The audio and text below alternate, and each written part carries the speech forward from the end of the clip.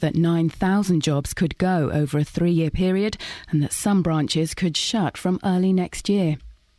Disabled teenagers in Hertfordshire may soon have to pay more than £1,000 a year to get to school or college.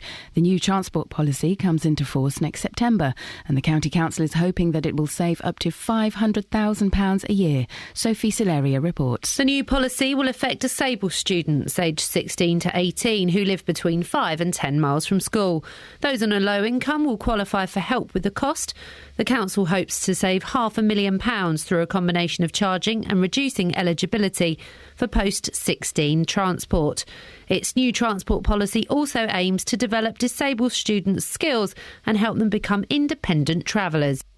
A woman who has terminal cancer is having to be transported between Milton Keynes and Northampton hospitals every Friday. Jane Ellis has to undergo the trip because ear, nose and throat consultants don't work at MK Hospital at the weekend. Our Milton Keynes reporter Craig Lewis has more. The nurses needed to take care of Jane Ellis at home aren't currently available, meaning the 78-year-old is having to stay at Milton Keynes Hospital. But every Friday, she has to undertake a 21-mile journey up the M1 to Northampton because the specialist care she needs isn't available in Milton Keynes over the weekend. Then on Monday, the pensioner's back in an ambulance for the return trip to Milton Keynes. It's claimed there's been a rise in the number of unqualified teachers working in Milton Keynes. In the Commons, Labour's education spokesman Tristram Hunt accused the government of going soft on teaching standards. In Milton Keynes, we have seen rises in unqualified teachers. Given that quality of teaching is the most important determinant of success, can she now confirm that the Tory party has gone soft on standards, putting ideology above the interests of pupils? But the Education Secretary Nicky Morgan hit back, accusing Mr Hunt of talking guff. A British man who rescued more than 600 Jewish children from the Nazis will receive the Czech Republic's highest state honour today. Sir Nicholas Winton arranged for children to be taken by train from occupied Czechoslovakia to foster families in London. The Met Office has been given the go-ahead to build one of the world's most powerful supercomputers to predict Britain's weather. The £97 million machine is 13 times faster than its predecessor and will improve the accuracy of forecasting and projections for climate change. And the weather today will be a dry day with the sunny spells feeling unseasonably mild with some warm sunshine this afternoon. A maximum temperature of 19 degrees Celsius, 66 degrees Fahrenheit. Your next news is in half an hour. They're spending £100 million on a computer that will predict the weather? Just look on your phones. There's a weather app on there. It's like a picture of a cloud or a sun or something. I don't know. Click on that. It does the weather for the next 5 days. That app comes free with phones. Why would you spend £100 million on a computer that will tell you the weather? Flipping it. Let's be honest, we only have the weather every morning to fill 2.5 minutes of airtime. Let me have a breather. No one cares what the weather is apart from farmers, and even they don't care as they're taking so many subsidies from the EU. Well, thanks for listening. Bye. Morning, this is Iain Lee, BBC Three Counties Radio. What's coming up? Well, disabled students having to pay their fares, boozy Luton, who have you seen on a boat, what did you do to entertain your lady as she passed a baby through her body, and what are you declaring war on? 08459 455 555. Across beds, hearts and bucks. This is BBC Three Counties Spontaneous round of applause for that. Thank you. Betsy's in the house. Whoop, whoop. Can I call you Betsy? That's a good nickname, Kels. Of course you can. You can what we like. Betsy's in the house because Mama Boyle Is off. She is off. She's off the boil today. Mama Boyle is off the boil. Betsy's in the house. Yes, mate. Oh, look, and Claire's turned up in time for work. Yay! Yeah, yes, yay. Betsy, good to see you. Thanks. Yesterday, I saw on a boat, not a boat, it's a barge. Oh, yeah. I don't think barges are technically boats. They're not ships. No. They're not. I saw none other. Who's that? Well, that's a famous nun from the 60s. I also saw Mr. Paul Weller. Did you? Paul Weller on a barge. Wow. And I was trying to be all cool. Yeah. Paul Weller, I'm like, yeah, well, you should be recognising me, sunshine. And I was with my two boys, and I said to them, we went for a little bite to eat, and we had to walk past Paul Weller's barge again. And I said, oh, someone very famous on that. Who was it? Paul Weller. Paul Weller? Yeah, Paul Weller. He's a singer and a guitar player. All right. And as we're walking past the barge... Which one's Paul Weller? Oh, flipping it, you little... So I kicked the youngest in the water. That caused a distraction. Everything was fine. So this morning, who have you seen on a boat? Ever seen anyone on a boat? I've seen loads of people on a boat before. Excellent stuff. 08459 455 555. Who have you seen on a boat? Hey, there's a coincidence. I was talking about Paul Weller, and this is a song, this is a song, this is a song, and he did songs.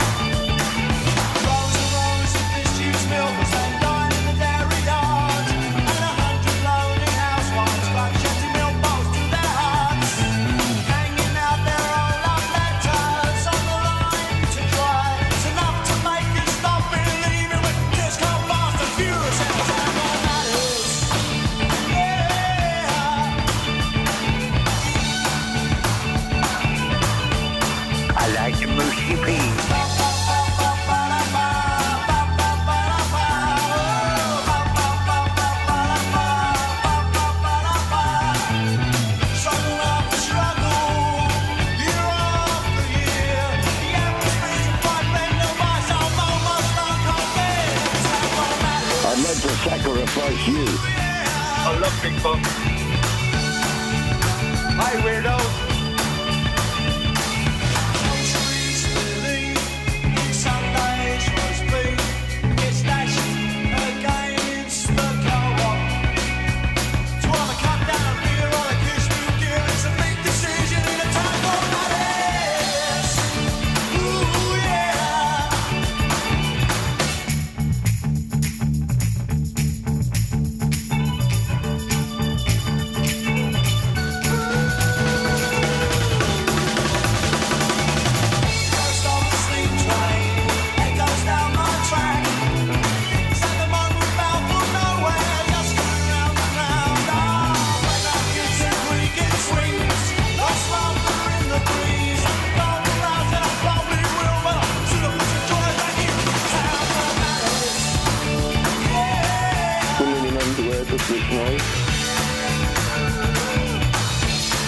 Morning! I saw Paul Weller on a boat.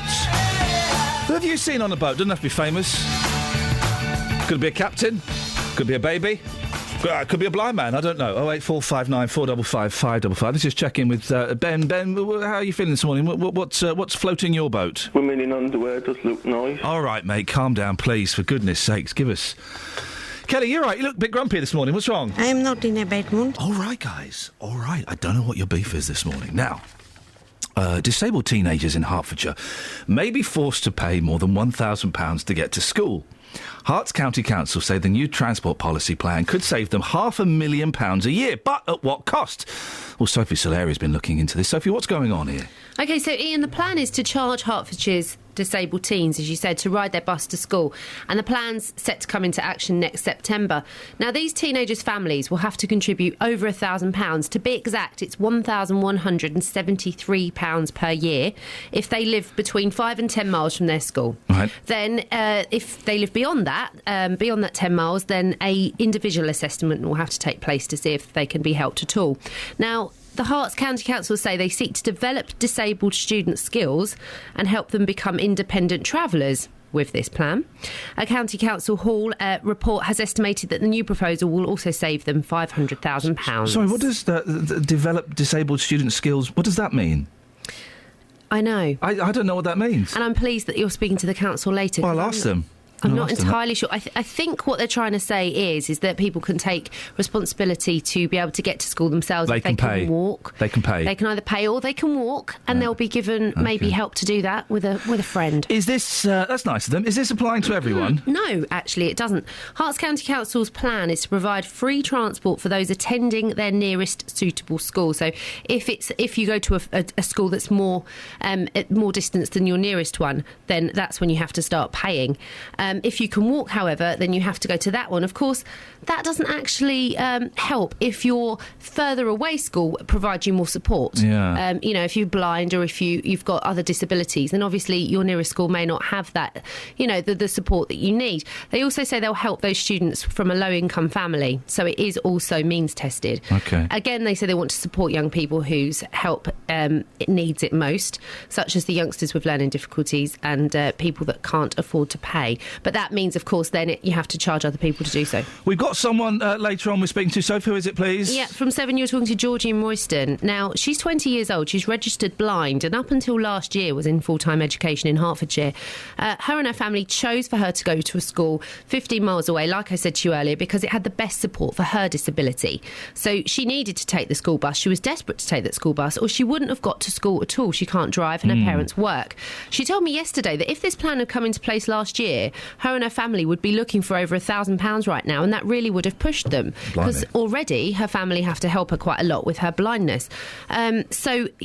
She would have had to have paid. However, we all have the right to go to the best school, especially our sixth form. We all get a choice, and if Georgie's blind, she can't drive herself. Plus, we'll hear from the council, which you have to speak to about their new plan, and a local Hertfordshire disability charity. They're called HAD. They support people with disabilities, and the interesting thing about them is that they provide transport for people with disabilities, and they have contracts with the council, yet they weren't even aware of this plan until I called them yesterday. Sophie, thank you very much. Before people start phoning in complaining, yes, I realise the inappropriateness of saying blimey while we're talking about a blind person, but I think you can bear with that. Thank you. It won't be long, yeah, yeah, yeah, yeah. It won't be long, yeah, yeah, yeah. It won't be long, yeah, yeah, till I belong to you. Every night when everybody has fun, here am I sitting all on my own. It won't be long, yeah, yeah, yeah. It won't be long, yeah, yeah, yeah. It won't be long, yeah, till I belong to you. Since you left me, I'm so alone. Now you're coming on home. I'll be good like I know I should. You're coming home. Every night the tears come down from my eyes. Every day I've done nothing but cry. It won't be long, yeah, yeah, yeah. It won't be long, yeah, yeah, yeah. It won't be long, yeah. There's one in a minute where they go really high. They're obviously having a lot of fun. I mean, high in voice, not in... no. You left me, I'm so alone. Now you're coming on home. I'll be good like I know I should. You're coming home, so every day we'll be happy. I know, Get ready, McCartney's really enjoying himself here. Here he comes. I know that you won't leave me no more. It won't be long, yeah, yeah. Here it comes. Here it comes. It won't be long, yeah, yeah. Yeah! It won't be long, yeah, till I belong to you. Clong, clong. We'll have more Beatles later, because they're good. Travel news for beds, cards and bugs. BBC Three Counties Radio. Starting off this morning in Buckingham on the A421. At the moment it's closed in both directions between London Road and Ossier Way. It's due to a gas leak that's happened there. Some emergency repairs are taking place and we are expecting it to be closed for the morning peak. Taking a look so far in Brickywood, it is starting to look rather heavy at the moment on the North Orbital Road, just at junction 21A for the M25. Starting to build up slightly on the A414 around the Park Street roundabout. And on the trains, are seeing delays of up to about 15 minutes on both London Midland and Virgin trains between Milton Keynes Central and Rugby. It's all due to a broken down freight train. Nicola Richards, BBC Three Counties Radio. I'm assuming you mean a freight train, not a fright train, because like a ghost train has broken down somewhere. Blimey. Hey, Nicola. Yeah. I saw Paul Weller on a barge yesterday. Have you ever seen anybody on a boat? Santa Claus. What was Father Christmas? What was he doing on a boat? Giving out gifts to the little ones. He does, doesn't he? But on a boat? I question the validity of that story. A freight train? 6:16, it's Tuesday the 28th of October. I'm Iain Lee. These are your headlines on BBC Three Counties Radio.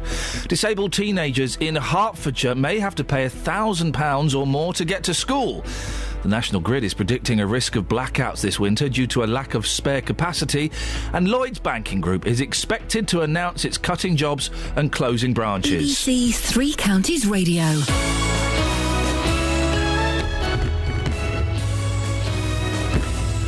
And some idiots are spending £100 million on a computer to predict the weather. Rob, what do you think about it? Every weekday from 3. Good afternoon, welcome to the show. Local people. What's your story? Seems there's a law for them and then there's one for the press, and I disagree with what they're saying. Local views. In some cases, sort of 40% loss in value of their properties. Has Kenny Luton got it right? There is a responsibility when you're paid from the public purse. Local life. Do you want to know how much my carer's allowance goes up by every April when the tax year changes? £2. Roberto Perroni. And is it fair to target people on benefits? Weekdays from 3. BBC Three Counties Radio. Oh, you really have seen people on boats. David Cameron says, not that one. Not the David Cameron who's scared of joggers. That man was never a jogger. Have you seen the state of him? I have never seen... OK, I'm going to say it.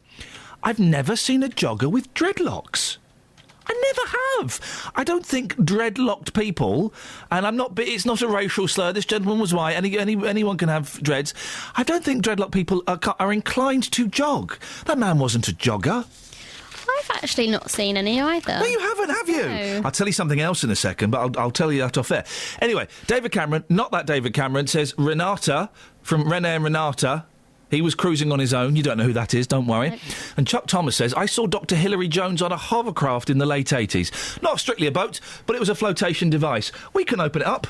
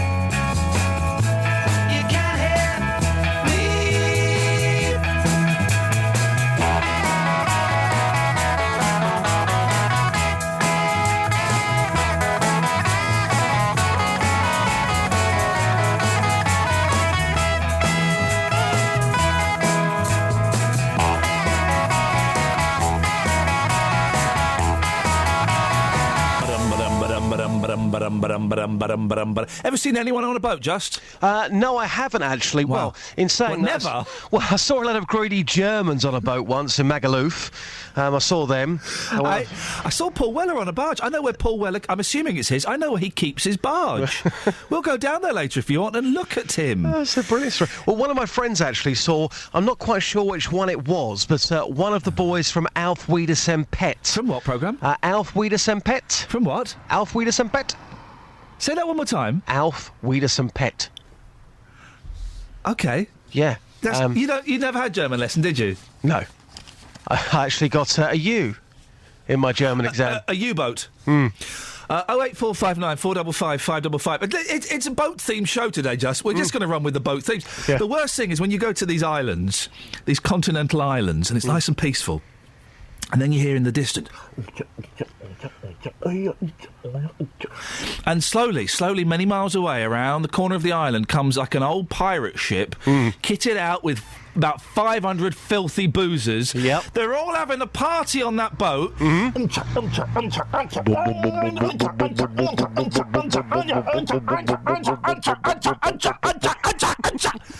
they're all having... And then they rock up on your bit of the island. No. Torpedo number 1 loaded. Fire torpedoes. I saw Eric Clapton's house from a boat once. Oh, Justin, this is why I love you.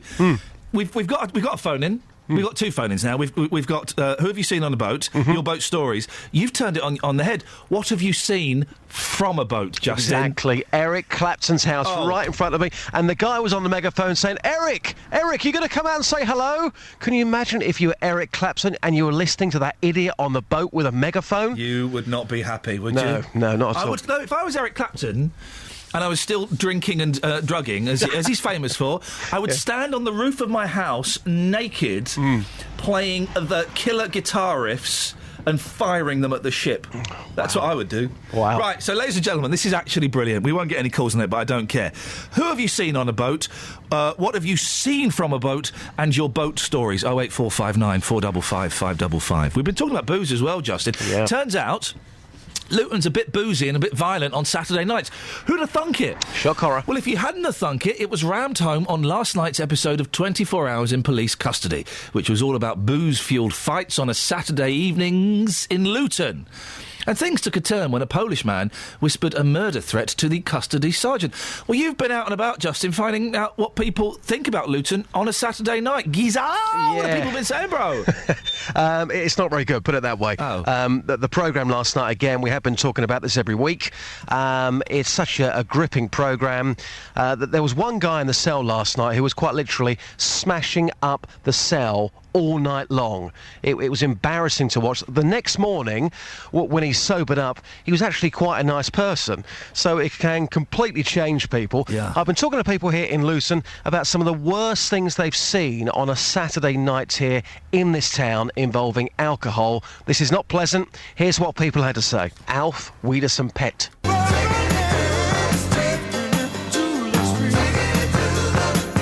Taking it to the streets with J-Dog. I've seen racial fights, I've seen girls on the floor, out in public, I've seen people just throwing up everywhere, fights, what else? There's quite a few things, it's just funny, you've got to see it for yourself, it's like a movie. Luton's like a movie, that's what I've got to say. Is it really that bad? I mean, come on, at weekends, you say it's like a movie? It's like a movie, it's like an American movie.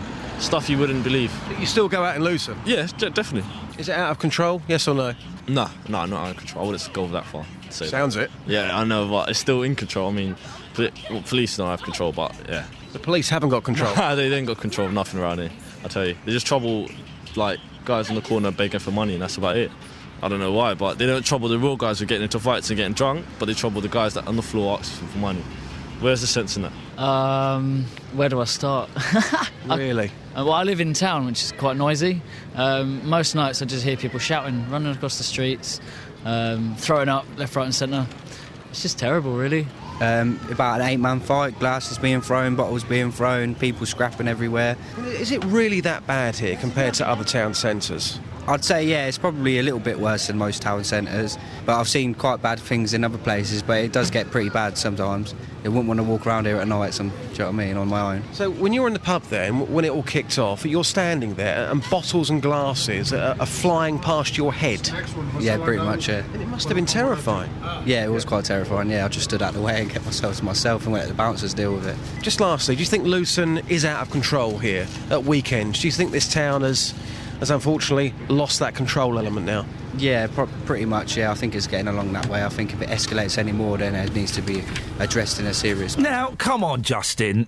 He's been in a pub in Luton with bottles flying past his ear, like the ballroom, the barroom brawl in Convoy. I don't think so. According to him, I mean, every single person had a story. That first guy comparing it to an American movie. That's how out of control it is, according to most people here, when it comes to boozing in Luton at weekends. Just, you know, introduce Eddie Grant, Electric Avenue? Oh, yes, absolutely. Eddie Grant, of course, famous for being in The Equals. Then he goes 80s style with this one, a top tune, Electric Avenue. Get those radios cranked up as we say... Oi!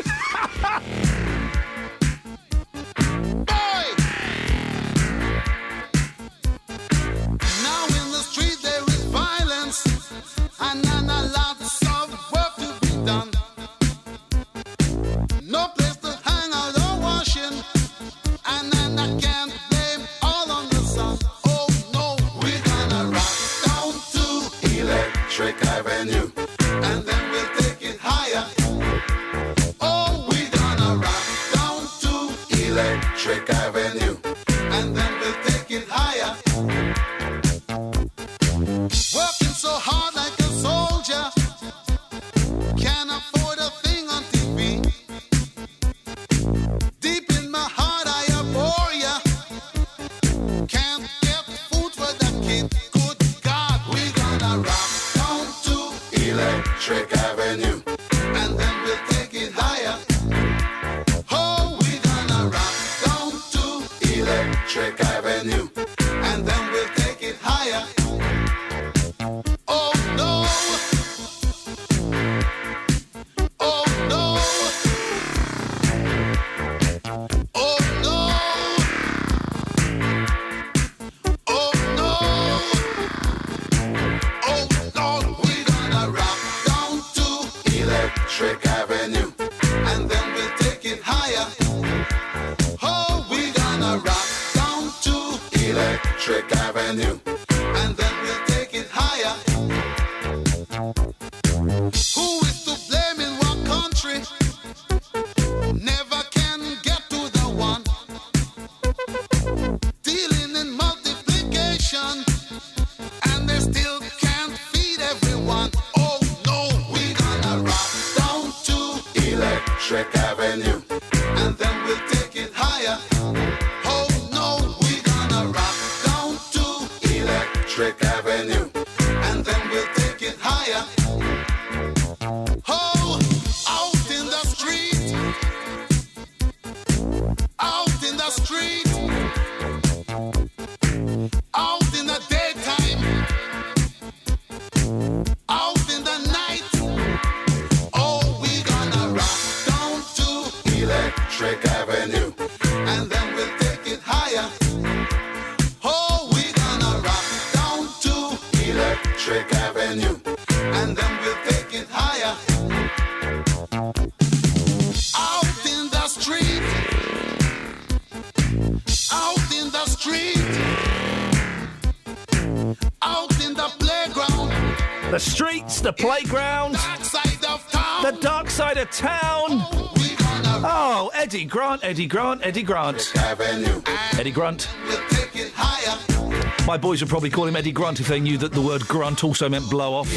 We had a massive argument in the car yesterday about the last train to Clarksville.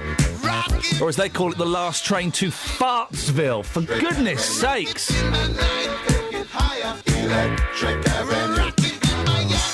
Proper massive argument about it, and then they made me play it, and they went, look, he's singing Last Train to Fartsville, and fair play, it did sound like it, actually, so they won.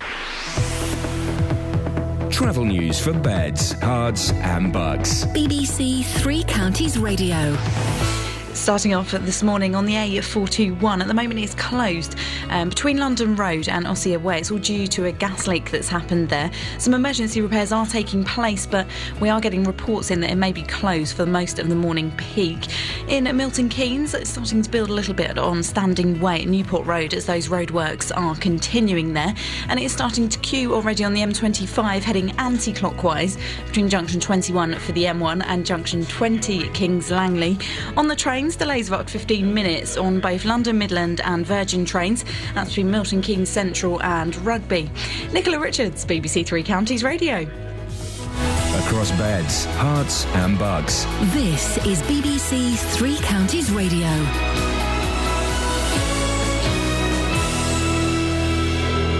It's 6:30 with the headlines. I'm Nicola Haisler. Disabled teenagers in Hertfordshire may soon have to pay more than £1,000 a year to get to school or college.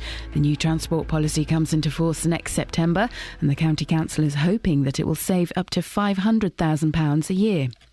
National Grid is expected to confirm this morning that the risk of blackouts this winter has increased significantly from last year. The operator of the National Power Network will say that the spare capacity has fallen to a 7-year low. It's thought Lloyds Banking Group will announce that it's cutting jobs and closing branches when it publishes its latest financial results this morning. Lloyds, which is a quarter owned by the taxpayer, is expected to shift towards automating more of its routine back-office functions.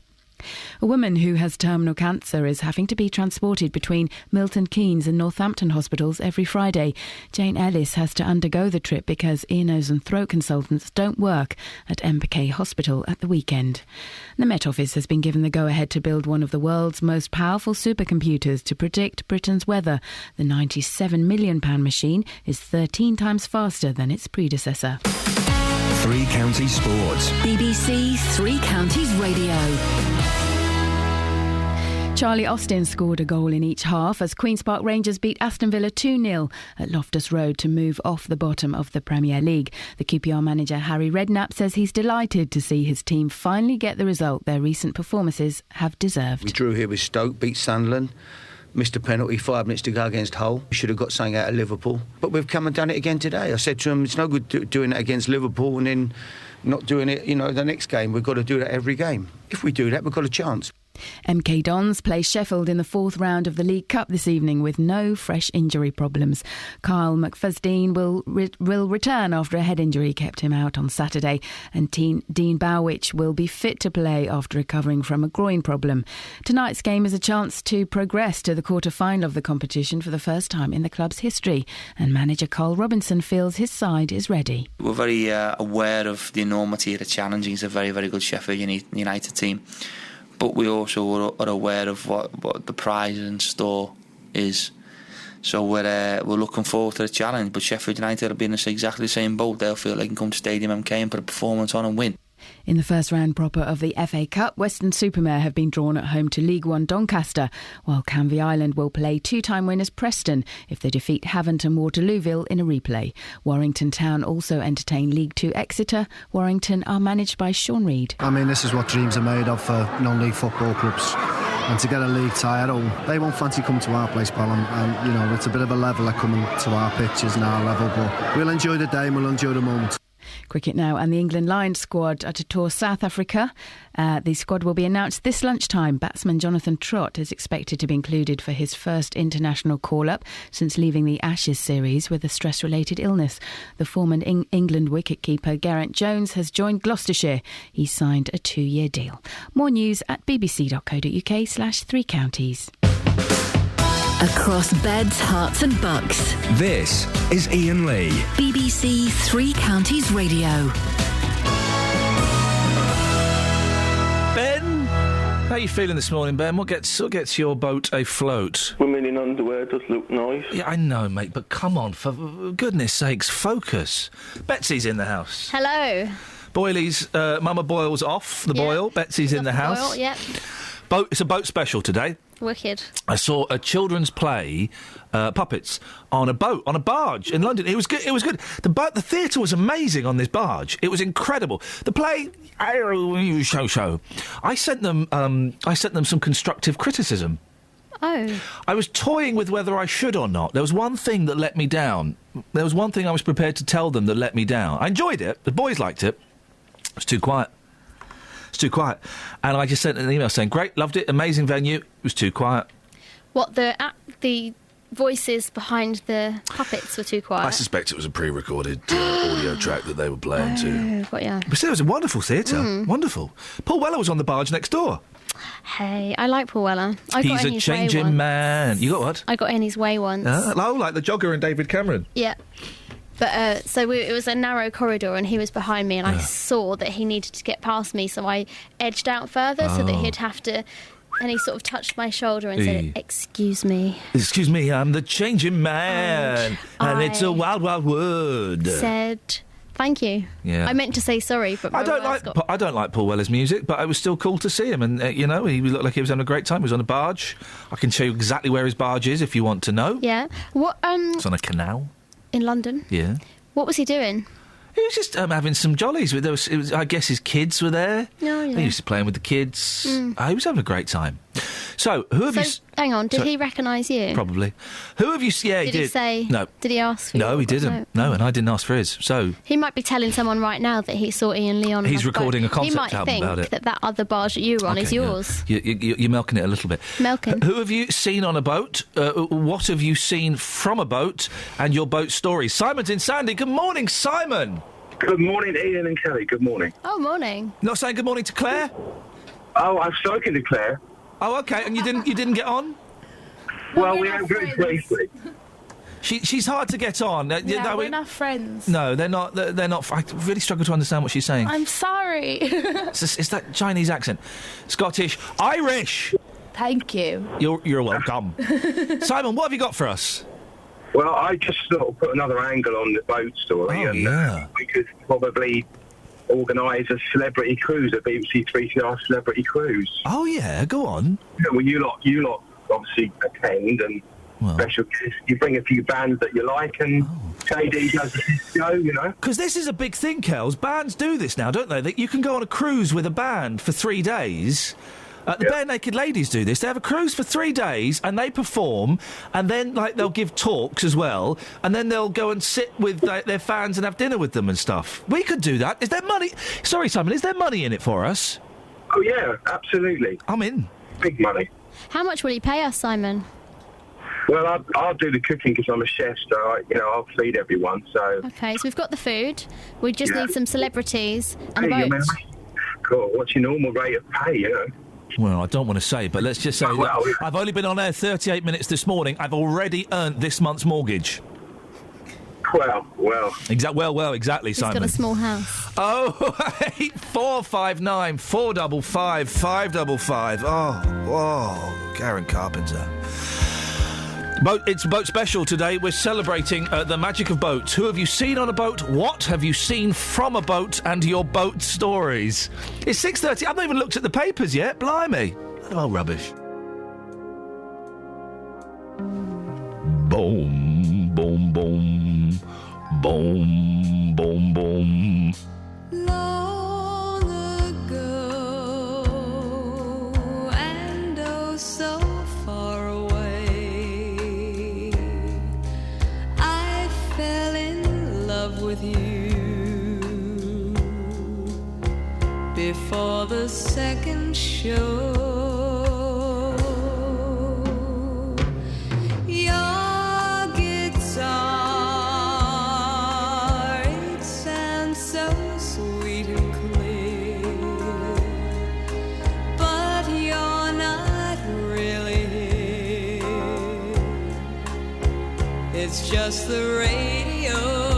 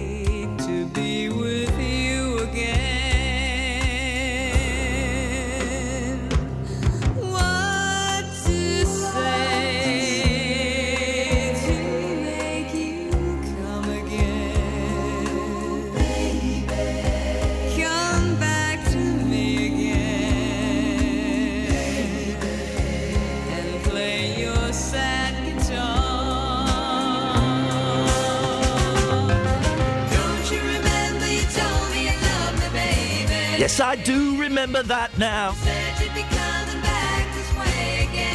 I didn't actually say that, Karen.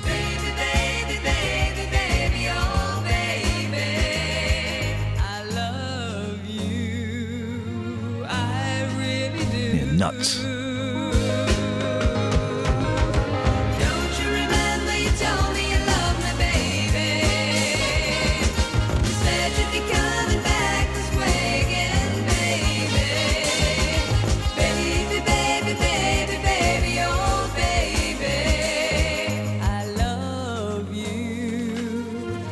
I really do.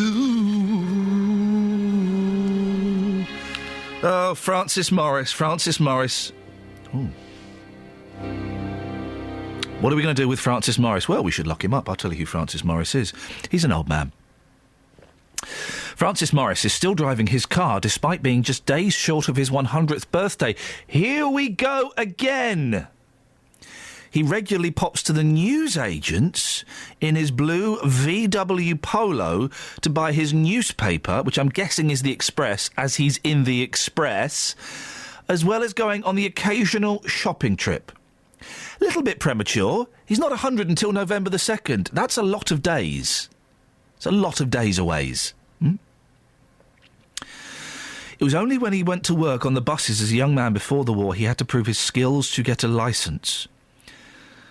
Oh, dear. Asked for the secret of his longevity, Francis replied, "Keeping busy. I keep busy. And I drive very slowly." You know I'm not a fan of the elderly driver, Betsy. Sorry, you're chomping on an apple? Yep. What kind is it? An apple. What kind of apple is it? Reddish. Well, I mean... I don't know its name. Barney? For goodness sakes. Are you chomping on Cox? What is it? Granny Smith? What is it? Cox. I feel sorry for this jogger. He's not a jogger. I mean, look at the state of him. Anyone can jog. No, they can't, actually, mate. And I think you should reconsider that before you say that. Anyone can jog. Oh, OK. You can learn to jog. Sorry? You can kind of learn to jog and get fit, and then you can jog, and then anyone can. Well, hang on a minute. Well, that means you're starting from a level of not being able to jog. But it's not that you can't jog, you just mightn't be very good at it. Well, hang on a minute, but you just said people can learn to jog. That implies, let's work backwards. I didn't mean it like that. I just meant everyone can kind of jog, and then you get better at it by practicing. It's difficult, isn't it, when all you've got are your words to communicate with. Oh, sorry. Can people jog or not? Yes. Who? Everyone. When? All the time. Now? Yeah. Fair play. She pwned me. She pwned you. This guy's shocked. If you can walk, you can jog, basically. That's not true. You can also run. Oh, you really are pushing it now. Walk backwards. Shocked David Cameron was barged into by a jogger yesterday in an appalling security blunder. Bodyguards were escorting the Prime Minister out of a civic hall when dreadlocked Dean Farley, 28, clattered into him. This guy then goes on Twitter, as you would. Fair play, if you just knocked over the Prime Minister, you didn't knock him over, he bumped into him. That would be kind of... I'm not saying do it, but that would be a cool claim to fame. So, this jogger, in inverted commas, tweets, "So, I'm all over the news as the protester that attacked David Cameron in Leeds. Yeah, if you're called brushing into someone while running, then getting assaulted by half a dozen coppers in suits attacking. I blame David Cameron for this. You should always have your eye open for joggers and look where the joggers... If the jogger's coming, it's harder for them to slow down. Because Have you seen it? Have you seen the clip? No, mate. He looks like... The jogger has actually just ran into him. He's not running straight, he's running across. Right. So as David Cameron... It's David Cameron's fault? Yeah, sure, if you like. There, thanks. Travel news for beds, cards and bugs. BBC Three Counties Radio. Starting off this morning in Buckingham on the A421. It's closed at the moment between London Road and Ossier Way. It's all due to a gas leak that's happened. Some emergency repairs are taking place at the moment, and we are getting reports that are expecting it to be closed for most of the morning rush. The M25 heading anti-clockwise, there's a lane closed just between junction 19 at Watford and junction 18 for Chorleywood following an accident there, so looking rather slow on camera. Also queuing on the M25 anti-clockwise between junction 21 for the M1 and around junction 20 at Kings Langley. And in Borehamwood, it's looking slow on the Barnet bypass between Stirling Corner and Mill Hill Circus. And delays of up to about 15 minutes on both London Midland and Virgin trains between Milton Keynes Central and Rugby. Nicola Richards, BBC Three Counties Radio. Thank you. Nicola, I've got a very creepy email. Yeah. Can I read it to you? Well, please do. So we've got you doing the travel, we've got Nicola doing the news. Morning, Iain. This is from Mark in Bletchley Towers. Morning, Iain. Ah. Oh, stalker. No, just a very nice man. Stalker. Morning, Iain. We're lucky today to have 2 Nicolas on shift. Shift. One on news and one on travel. He loves it. He's probably well. That's the thing. He's probably in bed, naked. Oh, don't. Oh, visions. Yeah, visions. Visions. 6:47. Calm down, Mark. Tuesday, the 28th of October. I'm Iain Lee. These are your headlines on BBC Three Counties Radio. Disabled teenagers in Hertfordshire may have to pay £1,000 to get to school. National Grid is predicting a risk of blackouts this winter due to a lack of spare capacity. And Lloyds Banking Group is expected to announce it's cutting jobs and closing branches. 6:47. We'll speak to Dealey in a bit, but before that, let's get the weather.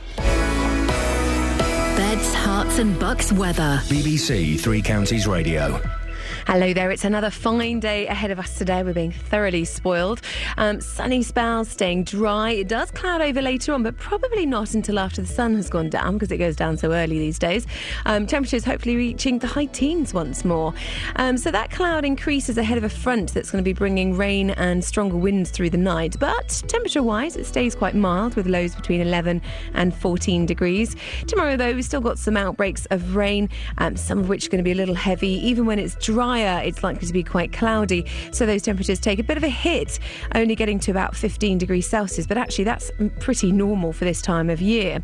Now, Thursday, they recover once more back to the high teens, but it's probably going to be quite a cloudy day, perhaps even a little drizzly at times for some of us. Friday looking a bit better with sunny spells, but rain coming through in the evening, and the weekend's looking a bit changeable at the moment. That's your latest forecast. Go to the Facebook page, facebook.com/BBC3CR. You can have a look at Robbie Williams entertaining his missus while she's in labour. It's annoyed quite a lot of people. I think fair play to the fella. Have you ever had the urge to change the world? Sorry. To swap your makeup for a paw print. To bake 50 fabulous fruitcakes. To wash 100 cars. To wear your pants outside your trousers. Any one of these things makes you a fundraising superhero, proud to do anything in the name of raising money. So go on, be a hero for BBC Children in Need. Sign up and pledge your allegiance. Go to bbc.co.uk/Pudsey.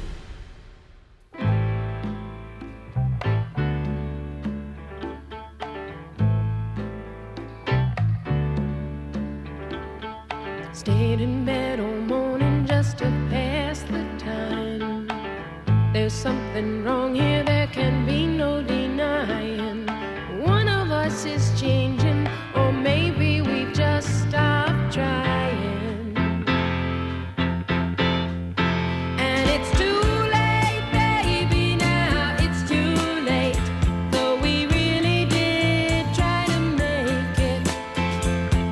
Something inside has died, and I can't hide, and I just can't fake it. Oh, no, no, no, no.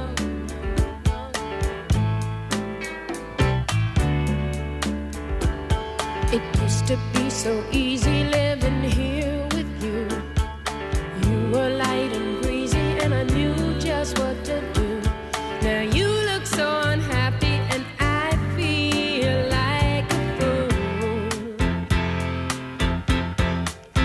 And it's too late, baby, now it's too late. Though we really did try to make it. Something inside has died, and I can't hide.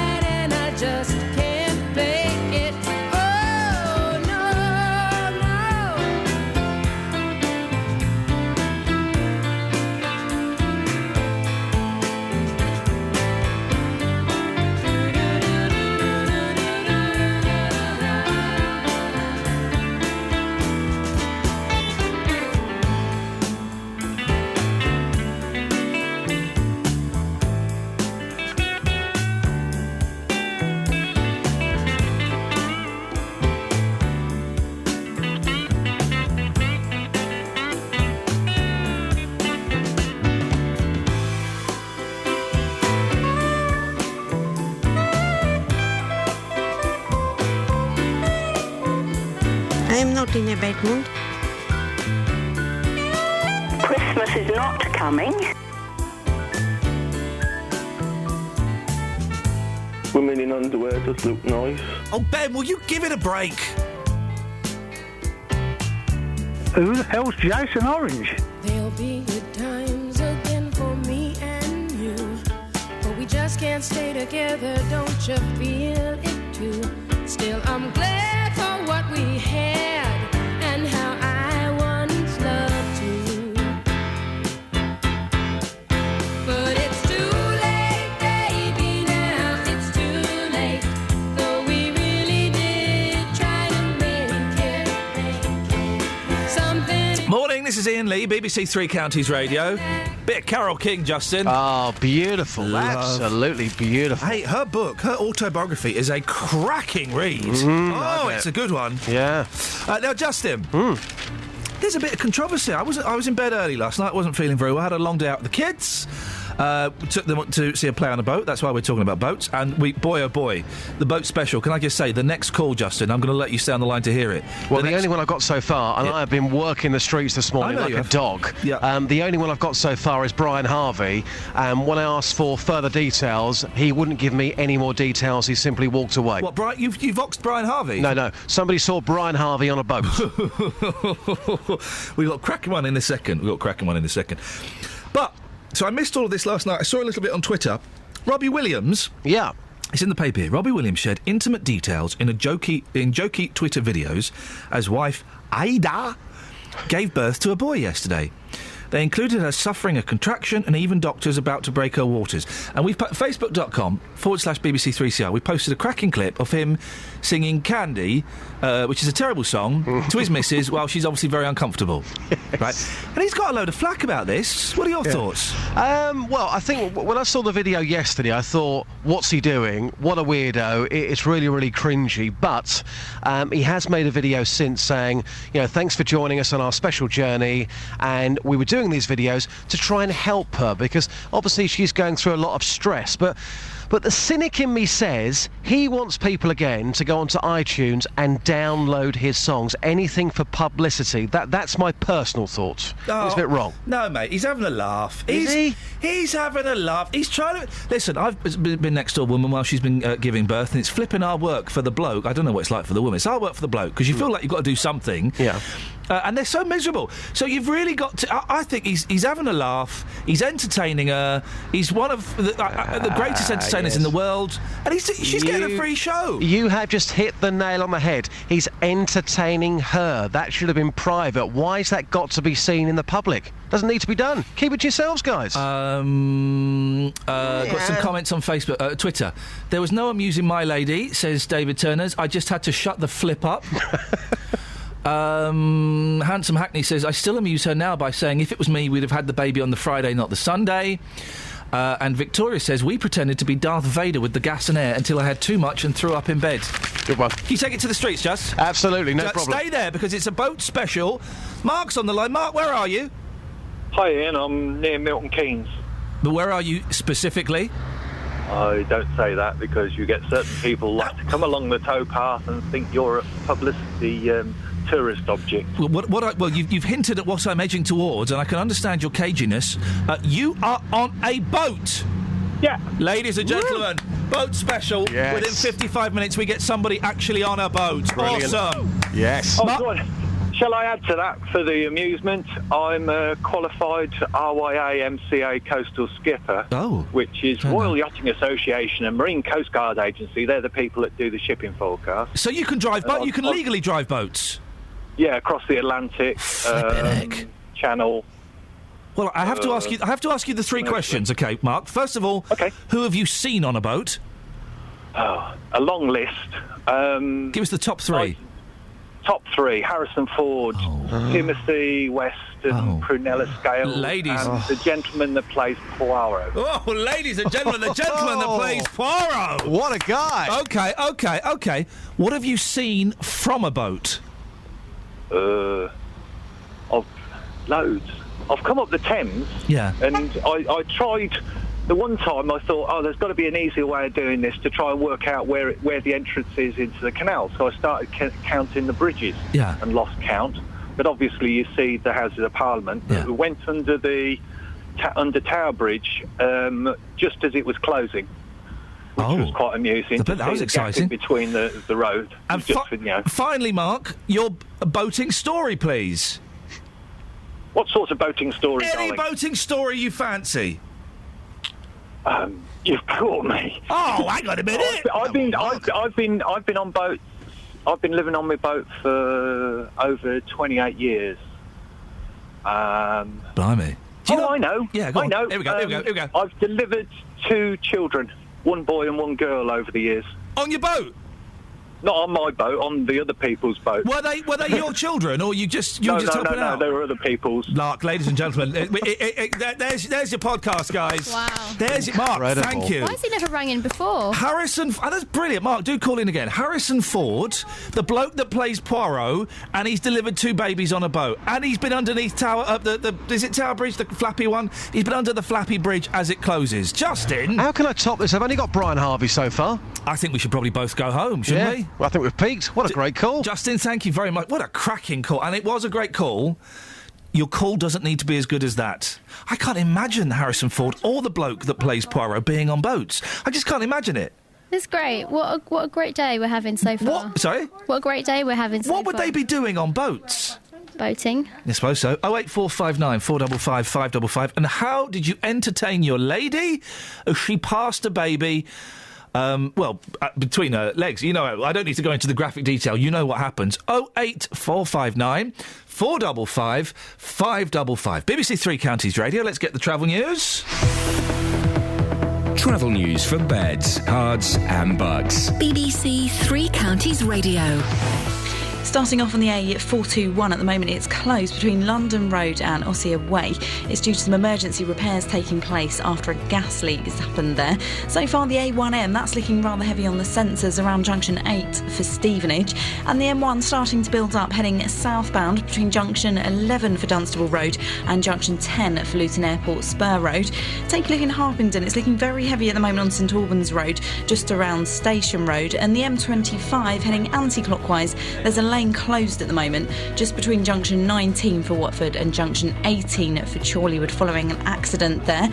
And just getting in, the normal service has now resumed. That was on both London Midland and Virgin trains between Milton Keynes Central and Rugby. Nicola Richards, BBC Three Counties Radio. Thank you, Nicola. So, who have you seen on a boat? What have you seen from a boat and your boating stories? Scott has tweeted, I've been on a boat and so have some of my friends. 08459 455 555. Local and vocal across beds, hearts and bucks. This is BBC Three Counties Radio.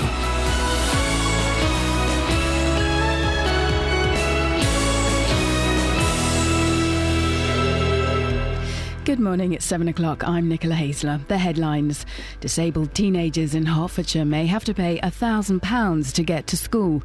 National Grid is predicting a risk of blackouts this winter, and Lloyds Bank is expected to cut jobs and branches. BBC Three Counties Radio. Disabled teenagers in Hertfordshire may soon have to pay more than £1,000 a year to get to school or college. The new transport policy comes into force next September, and the County Council is hoping that it will save up to £500,000 a year. Sophie Soleria reports. The new policy will affect disabled students aged 16 to 18 who live between 5 and 10 miles from school. Those on a low income will qualify for help with the cost.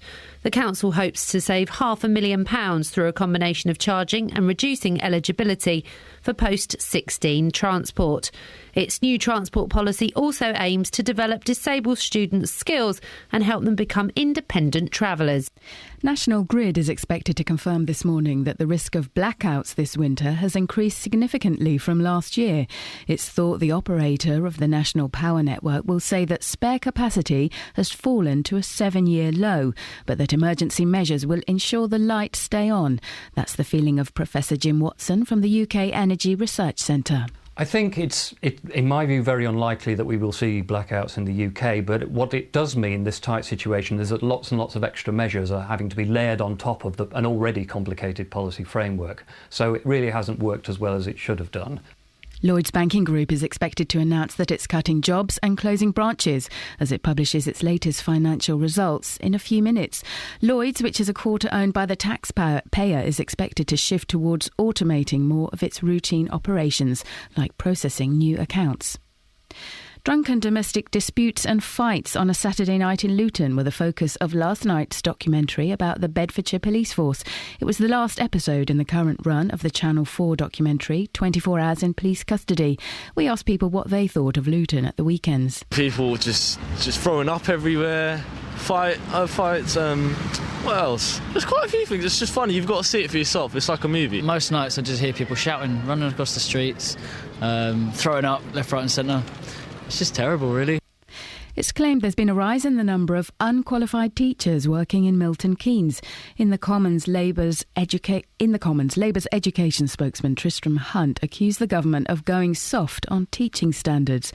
But the Education Secretary, Nicky Morgan, hit back, accusing Mr Hunt of talking guff. He wants to talk about quality of teachers. He needs to look at outcomes. We have in this school more good and outstanding schools since 2010. He wants to listen to the families who want their teacher, their students, their children taught well.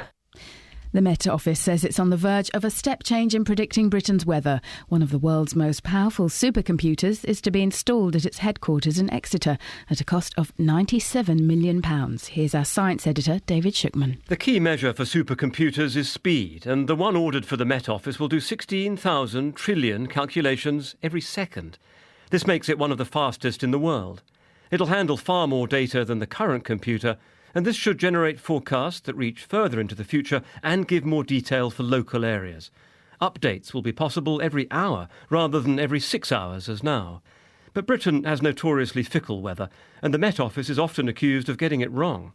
For example, it forecast a barbecue summer in 2009, which brought heavy rain instead.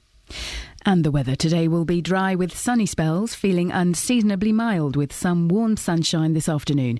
A maximum temperature of 19 degrees Celsius, 66 degrees Fahrenheit. More news and sport at 7:30. Nicola? Yes? Did that woman in the government actually use the word guff? Yes, it's in inverted commas she did. That is not me saying that. That was her quote. That's the coolest. Can you, because it wasn't in that bit you played, is the audio of that, does that exist? I'm sure it exists somewhere. Whether I can get my hands on it, I'm not sure, but I can look. Nicola, thank you very much. We'll hunt it down.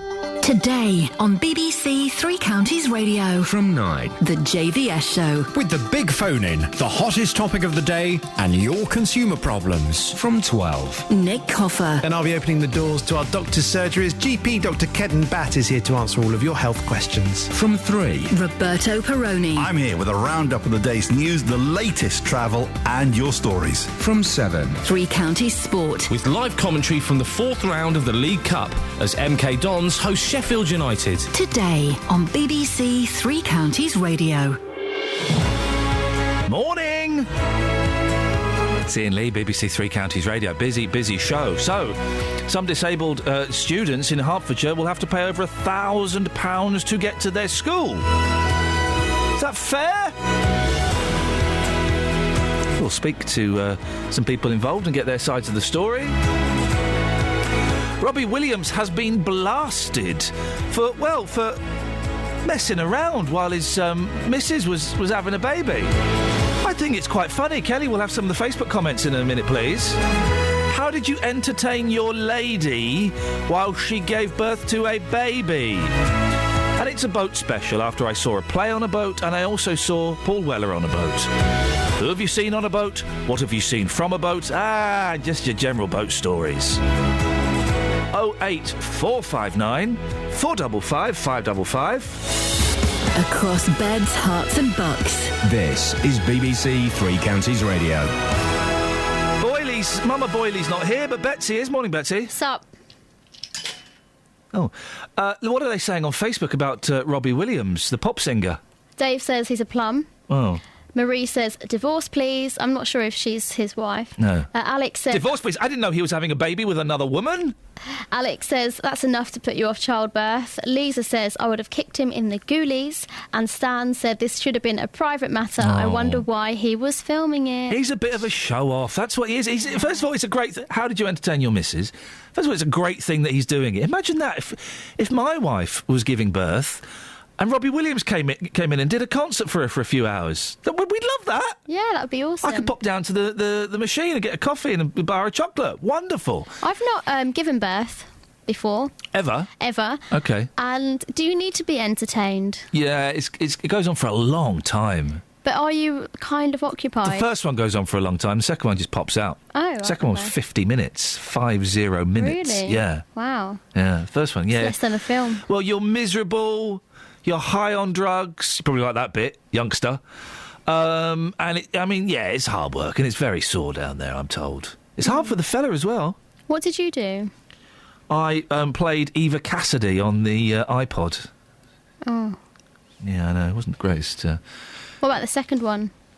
Nothing, didn't do anything. I lied to my wife during the second one because I knew they weren't going to give her an epidural because I knew the baby was coming out, and I lied to her and said, the nurse has just gone to get the epidural because you're lying to me. I said, I am not lying to you. They said, you better not be. I was lying to her. Oh. I lied to my wife while my second child was born.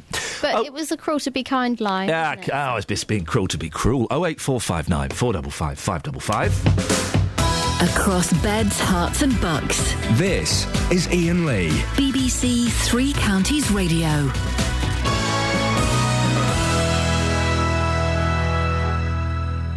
Disabled teenagers in Hertfordshire may be forced to pay more than £1,000 to get to school. Herts County Council have decided on the new transport policy plan, which will see disabled teenagers charged to ride their school bus if their chosen school isn't the nearest one to them. I'm joined now by Georgie, who lives in Royston and up until a year ago was attending sixth form college 15 miles from home. Morning, Georgie. Morning. Georgie, explain what your disability is and how it affects you, please. So I'm registered as blind or severely visually impaired, and so I'm not able to drive, and I'm not able to see small print and things like that, which obviously affect me getting to school, and once I'm there I need some level of support. I'm able to attend mainstream schools, but I just need the equipment or the things produced so that I am able just to read and get on with my work. Now, you've left education now, so this doesn't affect you, but if this had been brought in last year, it would have affected you, wouldn't it? Yes, it would have. Why did you choose to go to a school that was 15 miles away? I'm assuming there were some that were closer. Yes, there were, but the thing is, although you may be able to attend certain schools due to your disability, you might be able to get around and they might be prepared to just over what they have to be. You want to get to the best, and I went around choosing schools and going in and speaking to their support staff and seeing who were going to give me exactly what I needed, no more, no less. And, it's also about whether maybe your friends are going there and how good the school is in general, and it shouldn't be that your decision is based purely on what's closest, because otherwise, you can't go because of money. It should be that you get to choose whatever school you want to go to, just like any other student. Well, yeah, exactly, just like any other student. And wouldn't any other student be forced to pay this money as well? So why should it be different for disabled people?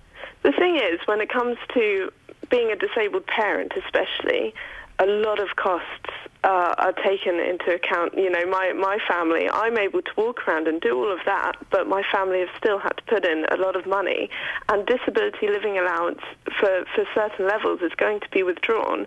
For me in particular, I'm going to have my disability living allowance taken away. I'm not able to drive, so I can't be independent in that sense anyway, and I'm going to keep having to pay whatever prices on trains, on anything like that goes up and up and up. I'm going to still have to pay it without the support of disability living allowance.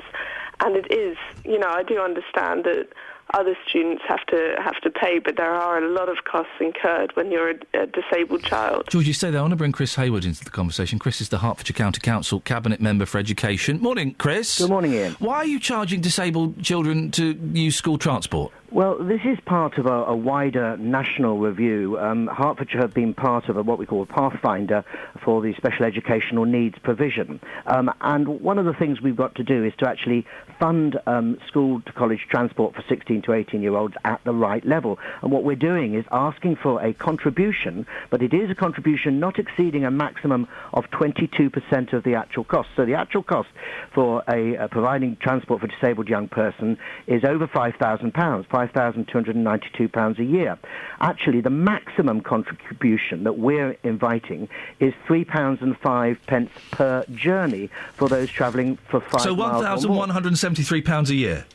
Yeah, that's right. That's absolutely right. 22%, as I say. So that's a portion of what the full cost Chris, is. I'll ask the question again, though. Why are you charging disabled students to get to their place of education? Well, because we charge students in general, as your previous speaker just said. And we have to make some savings in the county's budget as well.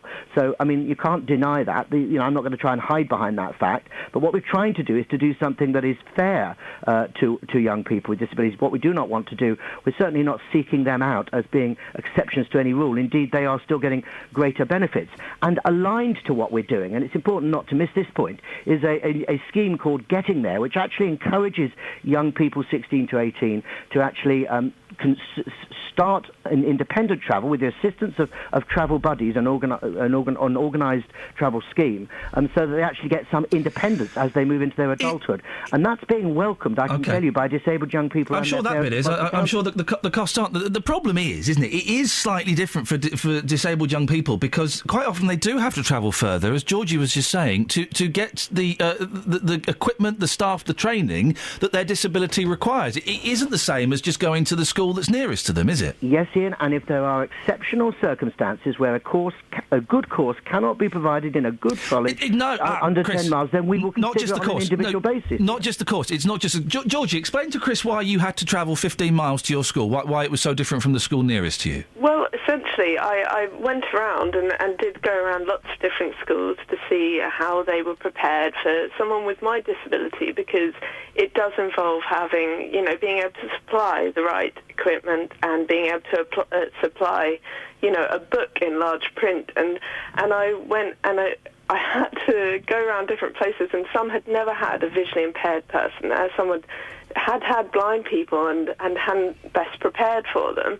And the one I chose had a blind student there before. They knew exactly what I needed. They knew how to create it, how to give it to me, and they weren't patronising either. It's about how you feel going into a place. Chris, let's let Chris respond. That's what the difference is, isn't it? I think in Georgie's case, just listening to what she's saying, it may well be that she would have been assessed as a special case because her needs were specific and they couldn't be met, from what she's saying, in a school or college that were less than 10 miles away. But there are many people who are not in Georgie's situation where the needs can be met and can be met well for those students within the 10 miles. So what we have said is we will assess every case on an individual basis where there is a financial hardship. What we're looking for here is only people who can afford to pay this contribution. There's no attempt to try to stop people from going to... So is it means tested? Who can't afford to do it. Is it means tested? It's effectively means tested. So when we talk about low-income families, what we talk about are those who would have been in receipt of either pupil premium in going to school or indeed who are on maximum tax credit. OK, so they won't have to pay anything? No. OK, but others just above that threshold will have to pay. Do you think you're denying disabled people the best education that they deserve? Absolutely not, Ian, and I would not support any policy which was about to do that or which was set up to do that. What we're doing is asking for a modest contribution towards the overall cost of the transport, and I have agreed to review this policy after 1 year to see the impact and to see where it's working, because what we do not want to find is that young people or their parents are giving up courses because they feel there is a problem of getting something within 10 miles that suits them, or indeed that obviously they're not financially able to afford it. So I've agreed I will review this policy in a year's time to see how it's actually impacting upon young people. But all the research we've done, all the consultation we've done, and we've done it with young people and their parents throughout the summer, suggests to us that this will work and it will not prejudice any disabled disabled young person's ability to have a good education 16 to 18. Chris, I appreciate you coming on, putting forward your point. There's Chris Hayward, Hertfordshire County Council Cabinet Member for Education, and the other voice was Georgie, who lives in Royston. Your thoughts, please. 08459 455 555. Travel news for beds, cards and bugs. BBC Three Counties Radio. Looking rather heavy at the moment on the sensors on the Great North Road heading southbound, just at the Black Cat roundabout. Also the M1 looking very slow on the sensors between junction 11 for Dunstable Road and junction 9 for Redbourne.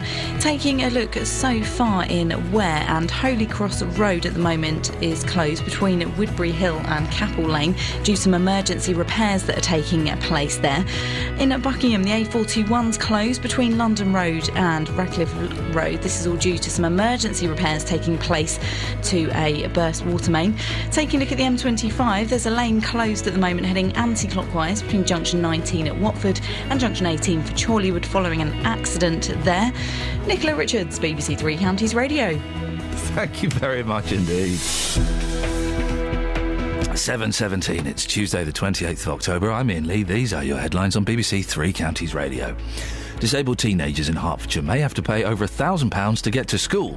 The National Grid is predicting a risk of blackouts this winter due to a lack of spare capacity, and Lloyds Banking Group is expected to announce it's cutting jobs and closing branches. The weather today? Oh, I'm sorry, I haven't got a £100 million computer, so I can't tell you. BBC Three Counties Radio.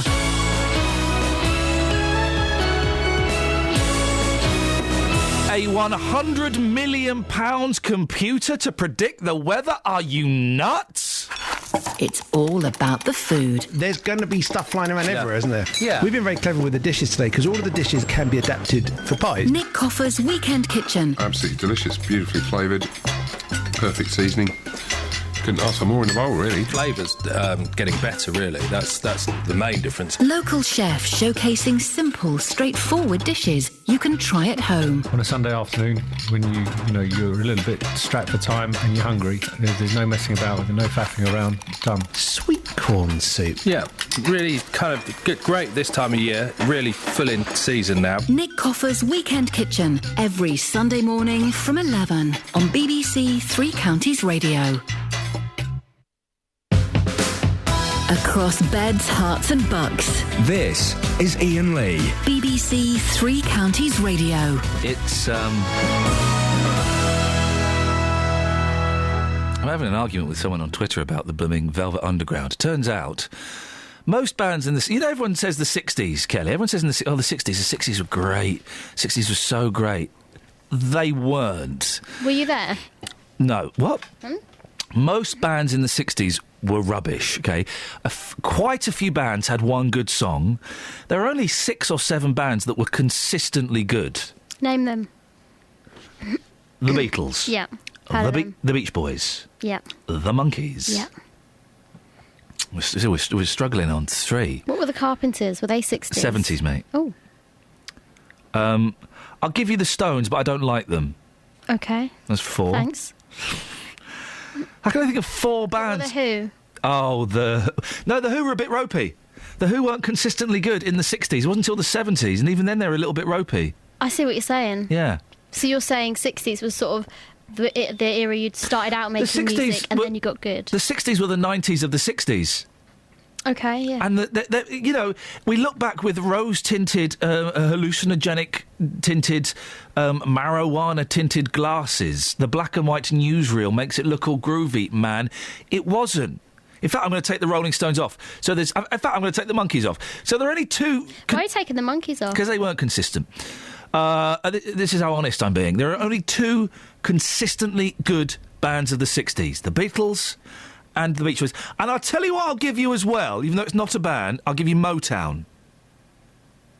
That's it. That's it. Everything else was, they might have had 1 or 2 good songs, but generally it was... The Hollies, they had 3 good songs. They were rubbish. Rubbish. The Who, they probably had 4 good songs in the 60s. What about the King? Sorry? What about the King? They were really hit and miss. The hits were awesome, but the misses were lousy. I mean, real stinkers. Absolute clunkers. Don't get me started on Jimi Hendrix. He couldn't even play the guitar. Oh, look, Mum, I can play the guitar with my teeth and do a wee-wee on it. Well, just play a song, Jimmy. He never said, look, Mum, I can do this, because she died really young. All right, someone's read a book. About Jimi Hendrix. 08459 455. And the Velvet Underground were rubbish. Apart from a couple of good songs. Do you know what you should... You know when they have music shows and they have people talking about it? Yeah. You should be one of them. I've done them. Well, all of them? I did a lot of them. I only paid £200 and I was on too many of them, so I vowed never to do them again. Oh. 08455... £250. It's only 10 minutes' work, but still. 08459 455 555. Can you name a band from the 60s that's not the Beach Boys, the Beatles or Motown? It's a cheat. That were consistently good. You can't do it. Most of them were guff. Look at you thinking. 08459 455 555. Call 08459 455 555. BBC Three Counties Radio. Hey, turns out Luton on a Saturday night gets a bit boozy and a little bit violent. Who'd have thunk it? And if you hadn't have thunk it, well, it was rammed home on last night's episode of 24 Hours in Police Custody, which was about booze-fuelled fights on Saturday evenings in Luton. Well, but what's the situation like in other areas of Beds, Herts and Bucks? You can give us a call and let us know your stories, please. But Trevor Molsey is from Bedford Street Angels. Morning, Trevor. Hello, morning. You deal with people every week on the streets of Bedford. What's the situation like there? Well, teams go out on Saturday night. It's not as you might describe it there. Bedford's a smaller town, 100,000 people, against Luton's, 200,000? So it isn't police camera type stuff, but there is sometimes violence, but usually not. It's very good humoured, but people do get into trouble.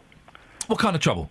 Through drinking too much. Yeah. They lose their friends, they lose their mobile, they lose their cards, they can't find their way, they become separated, and they're just in a very vulnerable position, both men and women.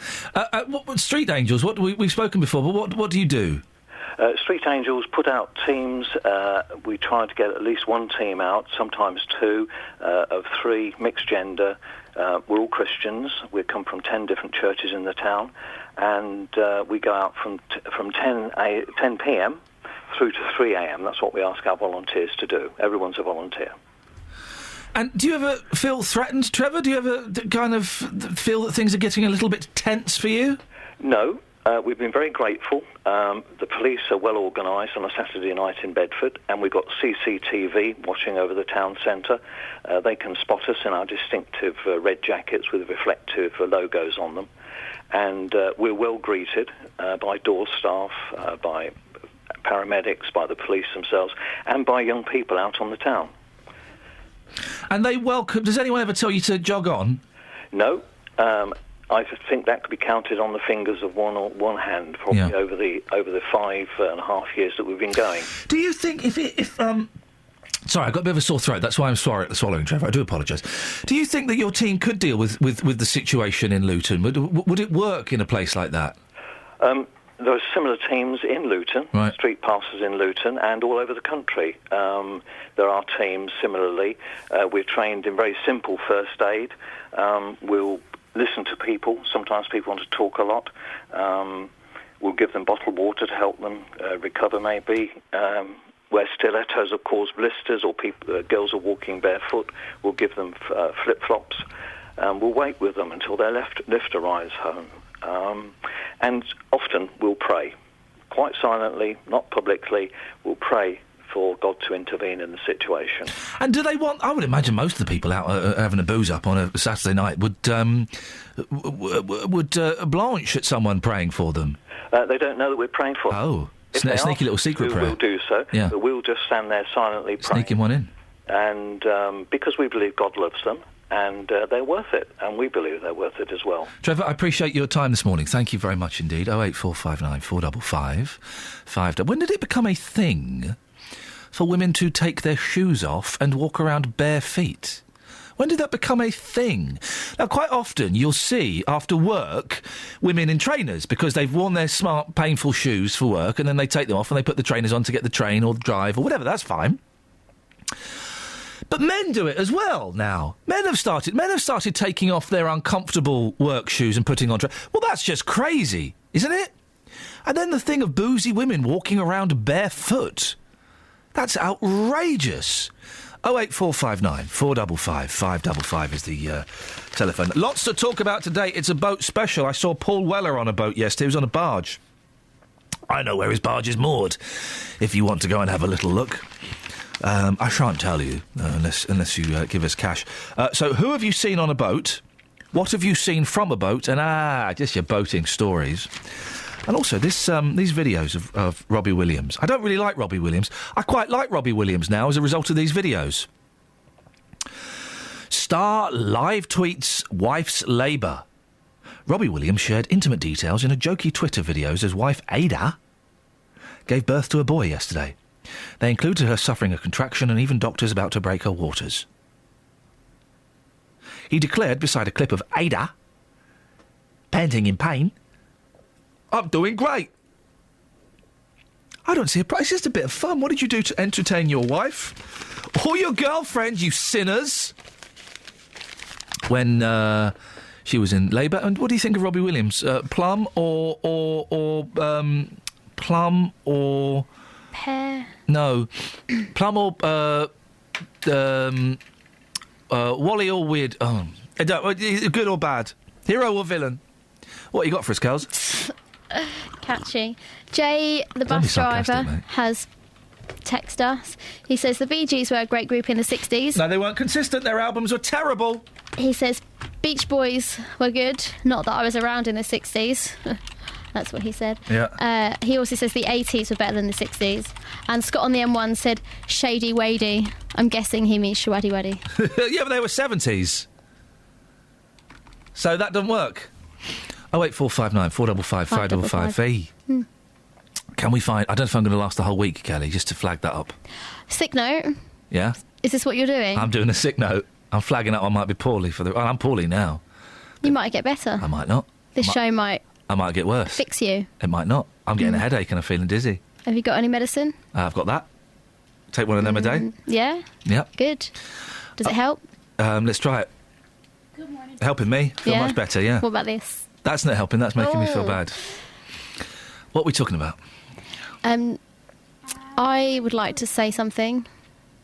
During the news, I winded a grown man. Thank you very much indeed. Travel news for beds, cards and bugs. BBC Three Counties Radio. Starting off this morning in Buckingham, and the A421 is closed between London Road and Radcliffe Road. This is all due to a gas leak that's happened, so emergency repairs are taking place. We're expecting that to last throughout the morning rush.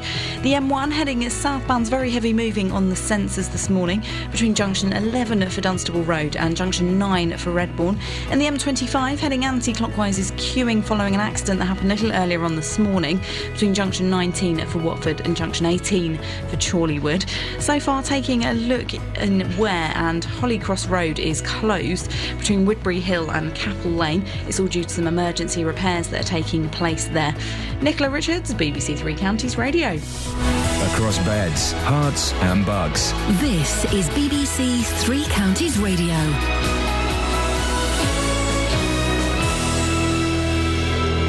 It's 7:30. Good morning with the headlines. I'm Nicola Haisler. Disabled teenagers in Hertfordshire may soon have to pay more than £1,000 a year to get to school or college. The new transport policy comes into force next September, and the County Council is hoping that it will save up to £500,000 a year. Lloyds Banking Group has confirmed that it's cutting 9,000 jobs over the next 3 years and shutting 150 branches. The bank, which is partly state-owned, also said it was setting aside £900 million to cover compensation claims for payment protection insurance. National Grid is expected to confirm this morning that the risk of blackouts this winter has increased significantly from last year. The operator of the National Power Network will say that spare capacity has fallen to a 7-year low. A woman who has terminal cancer is having to be transported between Milton Keynes and Northampton hospitals every Friday. Jane Ellis has to undergo the trip because ear, nose and throat consultants don't work at MK Hospital at the weekend. And a British man who saved more than 600 Jewish children from the Nazis during the Second World War will receive the Czech Republic's highest state honour today. Sir Nicholas Winton, who's 105, arranged for trains to take the children out of occupied Czechoslovakia to be looked after by foster families in London. Three Counties Sports. BBC Three Counties Radio. In the Premier League, Queen's Park Rangers are off the foot of the table and up to 19th after they beat Aston Villa 2-0 at Loftus Road. As for Villa, they've struggled for goals recently, and manager Paul Lambert says it's going to take time before striker Christian Benteke is back to full fitness following a prolonged injury layoff. His injury he had was really, really severe, and as I said, that's only his second game, and it was 6 months or so. It's a long time to be out, and he may have to wait about 6-7 games before he really gets up to speed. But there's signs there, there's little signs there that I think he's getting there. MK Dons play Sheffield United in the fourth round of the League Cup this evening with no fresh injury problems.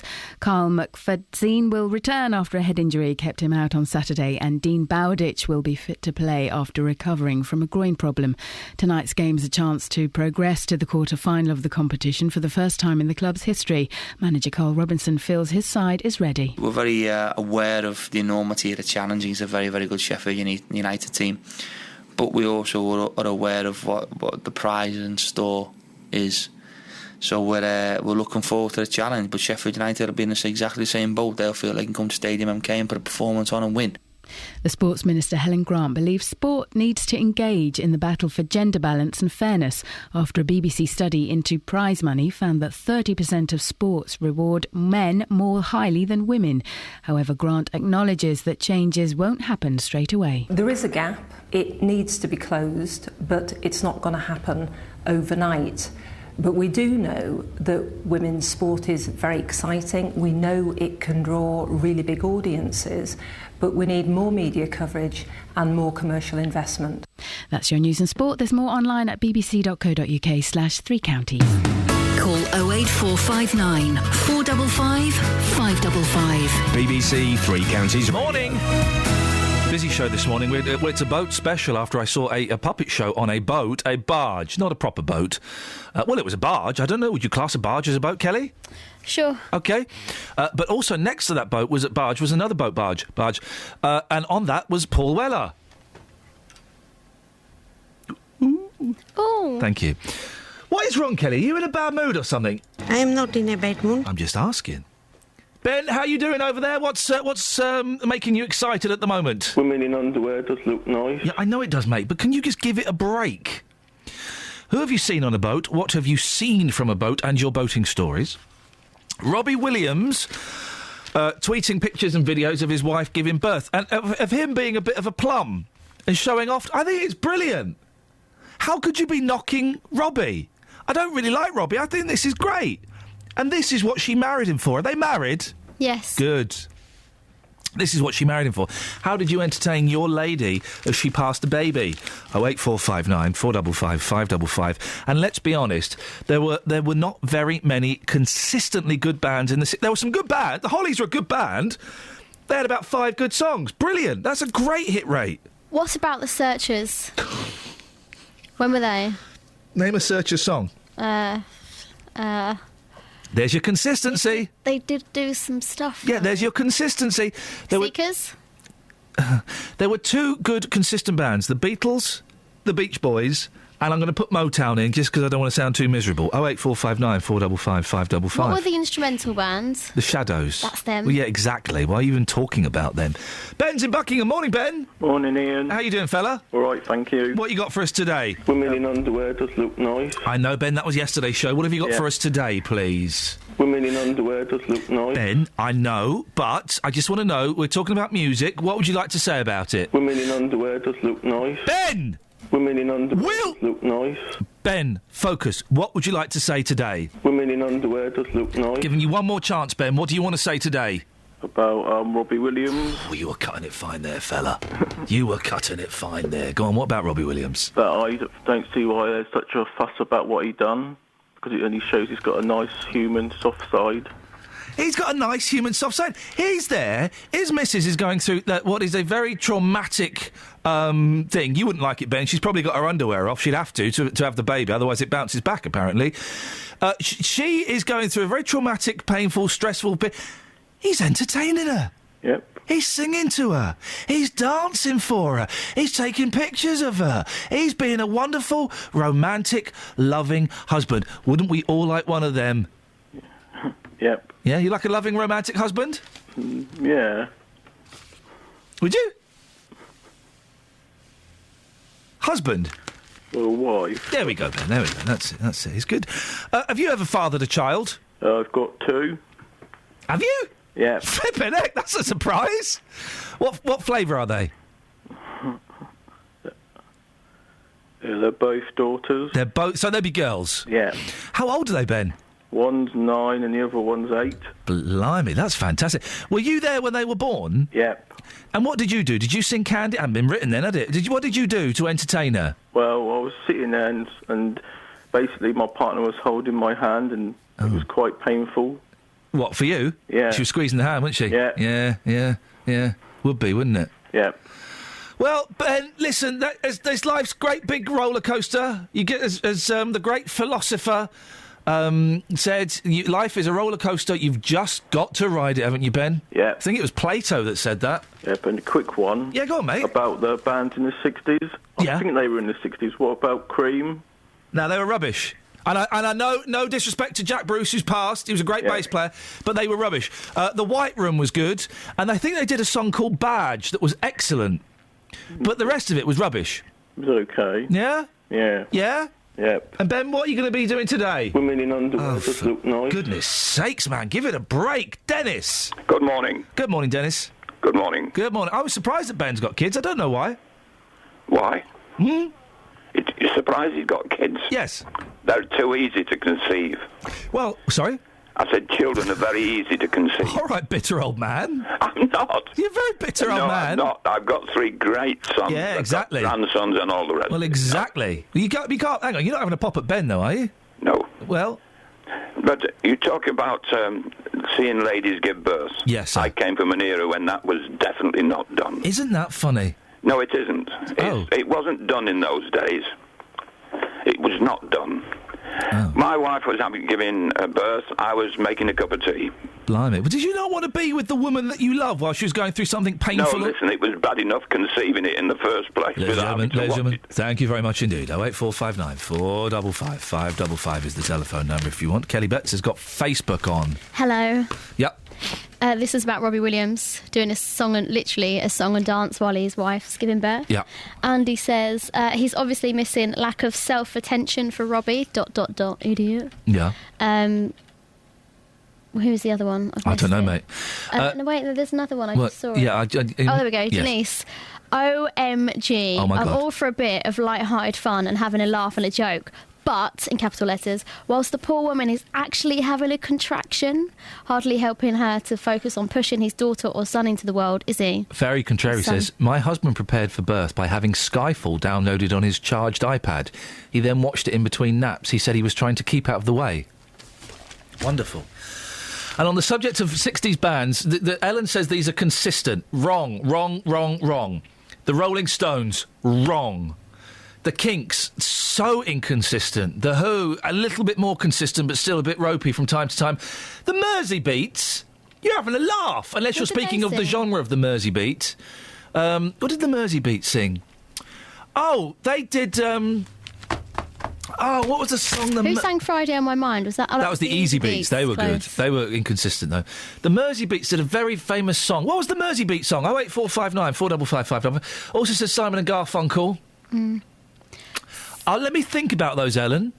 I might include Simon and Garfunkel. I'm not going to include Pink Floyd, Jimi Hendrix, the Jefferson Airplane. You're having a laugh. White Rabbits, get out of here.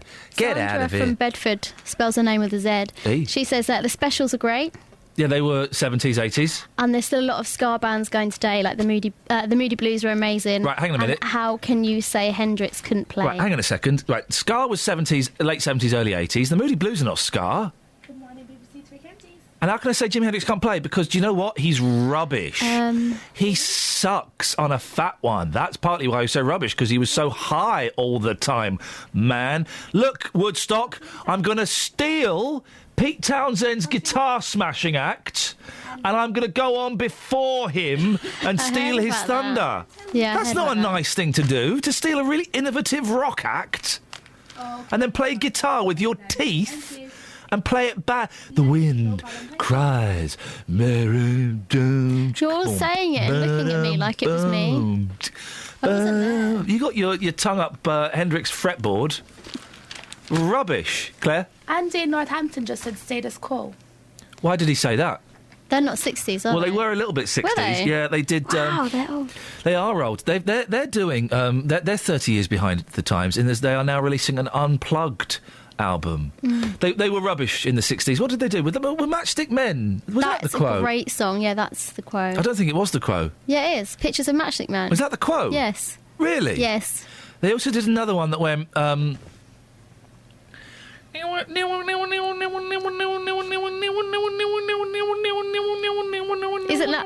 that, isn't it? And he painted. Yeah, you're right, actually, yeah. Was that them? Yeah. Are you sure about that? Yes. I'm not convinced. Why? No, what was the Mersey Beats thing, I Think of You? No, Mersey Beats had a really big hit. They had a massive hit. It was a really famous song. I think it was a cover. It's probably a cover of a Beatles song. No, most bands in the... Everyone goes, I'll get the time machine, I'll go back to the 60s. No, don't bother. They had outside toilets in the 60s. Would you call the 60s the era of one-hit wonders, then? Oh, Claire. No. Okay. 08459 455 555. They had I'm old enough, guys, to have used my grandparents had outside toilets. They were flipping disgusting. Spiders the size of a baby's face. It was cold. We didn't even have toilet paper then. You had to use the sleeve of your jacket. And your imagination. We're on this barge yesterday, right? And just before the show starts... You were on a barge yesterday? Yeah, my boys... You haven't mentioned... No. My boys say I need to do a poo. Oh, we're on a barge. I don't know if they've got... Have you got a toilet? Yeah, it's through there. Really horrible, tiny, cramped toilet. So the eldest wants to do a poo. All right, and he does it. Fair play, does it quickly. And then the youngest wants to do one. And the show's about to start. And he's taking his time and... Oh, and it was such a time... It really... the smell was so unpleasant. Why are you saying this? I don't actually know. Stephen Hemmels texted in. Yeah, go on. The Seekers are appearing in London. Were appearing in London earlier this year. The Small Faces, great singles band, very inconsistent. The Kinks, no. The Stones, no. Cream, no. The Who, no. Jimi Hendrix, no. Mamas and Papas, very inconsistent, the Mamas and Papas. Very inconsistent. And that's the thing. The Beatles were consistent. The Beach Boys were consistent. Motown was consistent. 08459 455 555 is the telephone number. What's the text number? I don't really like texts. 81333. Start your message with 3CR. We're getting quite a lot in, actually. Oh, and I love texts. What have we got? Well, I've said them all. Oh. Well, I'm not such a big fan of texts. I prefer it when they call in. I like it when I like to have a little chat. Here we go. Here's a picture of a baby dressed up as Elvis Presley. So the story is baby has hair. That's the story. Baby has hair. Rock around the cot... The baby born with a big quiff like Elvis. No. The baby's been born with hair, and guess what? The parents styled it into a quiff. Little heartbreaker George Georgios, which is Greek for George, so his name is George, has his mother all shook up. Because at 10 weeks old, his hair looks just like Elvis Presley's. There's a really inconsistent artist. Adorable George was even born with an Elvis-style quiff. He doesn't look like Elvis Presley. Who does he look like there, Kels? He looks like the other guy who looked a bit like Elvis, but... No. He looked like Shakin' Stevens. No. That's who he looks like. He looks like David Jason. Doesn't he? He does. He looks exactly like David Jason, who it turns out looks like Shakin' Stevens. Now it's grown into a bouncing head of hair, and like the king of rock and roll, he also has long black sideburns. No, he doesn't. Right, the dad's Greek, I'm guessing the mum's Greek, so they're going to be quite swarthy anyway, right? They're very hairy, the Greeks. Trust me, I'm married to one. He's not got sideburns, they've just brushed his hair down. He's got Jan Harvey sideburns. Those people old enough to remember Howard's Way will know exactly what I'm talking about. I like it when people dress up a baby. Like when there's a little baby that looks like a really old man. That's cute. Thank you for that. Travel news for beds, cards and bugs. BBC Three Counties Radio. Starting off on the M1, heading southbound, very slow moving on the sensors at the moment between junction 10 for Luton Airport Spur Road and junction 9 for Redbourne. Taking a look so far at the M25, it's queuing following an accident. It's heading anti-clockwise just between junction 19 at Watford and junction 18 for Chorleywood. So far in Kings Langley, the A41's looking rather heavy, heading southbound, just at junction 20 for Kings Langley. And so far, taking a look at the trains, delays on London Midland between London Euston and Tring, also between London Euston and Northampton. Nicola Richards, BBC Three Counties Radio. Hey, Nicola, thank you very much. 7:46, it's Tuesday the 28th of October. I'm Iain Lee. These are your headlines on BBC Three Counties Radio. Disabled teenagers in Hertfordshire may have to pay over £1,000 to get to school. Lloyds Bank has confirmed it's cutting 9,000 jobs over the next 3 years, and the National Grid is predicting a risk of blackouts this winter due to a lack of spare capacity. Coming up, well, we'll take some more of your calls and an interesting story about a woman... well, we'll find out more as we carry on. Let's get the weather with Georgina. Beds, Herts and Bucks weather. BBC Three Counties Radio. Hello there. Well, a lovely day ahead of us today. Lots of sunny spells, staying dry too. There will be a southerly wind, but it's certainly not going to spoil a day where we've got temperatures up to the high teens again. Now, a cloud's over, but probably not until the sun goes down. So that's ahead of a front that's going to bring us some rain and some stronger winds too. But temperature-wise, not too bad, with lows between 11 and 14 degrees. And we've got outbreaks of rain for tomorrow, some heavy bursts within that. There will be some areas drier than others and some drier spells too, but it's going to be a cloudy day generally with highs of 15 degrees Celsius. Thursday, though, those temperatures recover. A cloudy day, perhaps some drizzle around. Friday looking much better, though, with sunny spells until we get to the evening when we have more rain on the way, and it's looking fairly changeable for the weekend too. That's your latest forecast. Every weekday morning, local opinions. Well, I think it's a very difficult proposition. You really cannot allow your heart to rule your head. Local stories. I wanted to call my house Hardcore Mansions. They refused that on 2 separate occasions. I wasn't leaving the house through the fear as to what I would find when I came back. Local life. I bought a car within 3 months. It's rusty. They said that the deposit would be forthcoming. It wasn't. The JVS Show. Weekdays from 9 on BBC Three Counties Radio. Across beds, Herts and Bucks. This is Iain Lee. BBC Three Counties Radio. David's in Hemel. Morning, David. Good morning, Iain. What you got for us? Well, just talking about the 60s groups in general. Most of them were rubbish, weren't they? Well, there was a lot of rubbish out there, but there was some really good stuff out there as well. Name me some consistent bands. Not ones that had 2 or 3 good songs, but they were consistently good. Well, I'll tell you something about the Beatles first, if I may. Please do. The Beatles were a fantastic band. There's no getting away from that. Yeah. They were inconsistently, for a good number of years early in their 60s, they were, what stood them out amongst the others was they were prolific songwriters. Yeah. There are 3 bad Beatles songs. Yeah. That's it. There are only 3 bad songs they did. No, I'm referring to their instruments. They were prolific songwriters, as I've already said. Yeah. I'm referring to them playing their instruments. Oh, they were a little bit ropey, but they had spunk. They did. The Beatles, they had spunk. They were full of vigour. Don't get me wrong. But also, the other band that I would stand out amongst that lot would be Jerry and the Pacemakers. Oh no! I'll tell you why. They made 3 #1 records straight after one off the other. Their albums are terrible, and I went the Beatles didn't do that. I went and saw Jerry and the Pacemakers about a few months ago. Took my mum to see them. Right? Okay. It was rubbish because he was playing. He played "The Wind Beneath My Wings," and he was playing stuff. I think if you've got a good enough back catalogue, you should be able to sustain a 90-minute concert without doing weird covers. True, very true. David, thank you very much indeed. Yeah, the Beatles were lousy instrumentalists. Don't make them a bad band. 3 bad Beatles songs. Can you name them? 08459 455 555. Across beds, Herts and Bucks. This is Iain Lee. BBC Three Counties Radio. Now here's a story. A woman who has terminal cancer is being ferried up and down the M1 every weekend. Jane Ellis is having to endure the trip between Milton Keynes and Northampton hospitals on Friday nights because Milton Keynes Hospital doesn't have the ability to treat her at the weekend. Let me just say that again. Milton Keynes Hospital doesn't have the ability to treat her at the weekend. Jane's son-in-law, Stephen Whitten, joins me now. Morning, Stephen. Yeah, good morning, Ian. If I ask anything that's too personal, tell me to jog on and I won't be offended. So tell me about Jane. Where is her cancer and how long has she had it and known about it? OK, well, sorry, slight correction, it's Jean. I'm so sorry. That's a terrible mistake to make, and I apologise, Stephen. Thank you. Jean. Well, she was diagnosed with cancer around about mid-August. She knew she had COPD, which is breathing disorder, just slightly before that.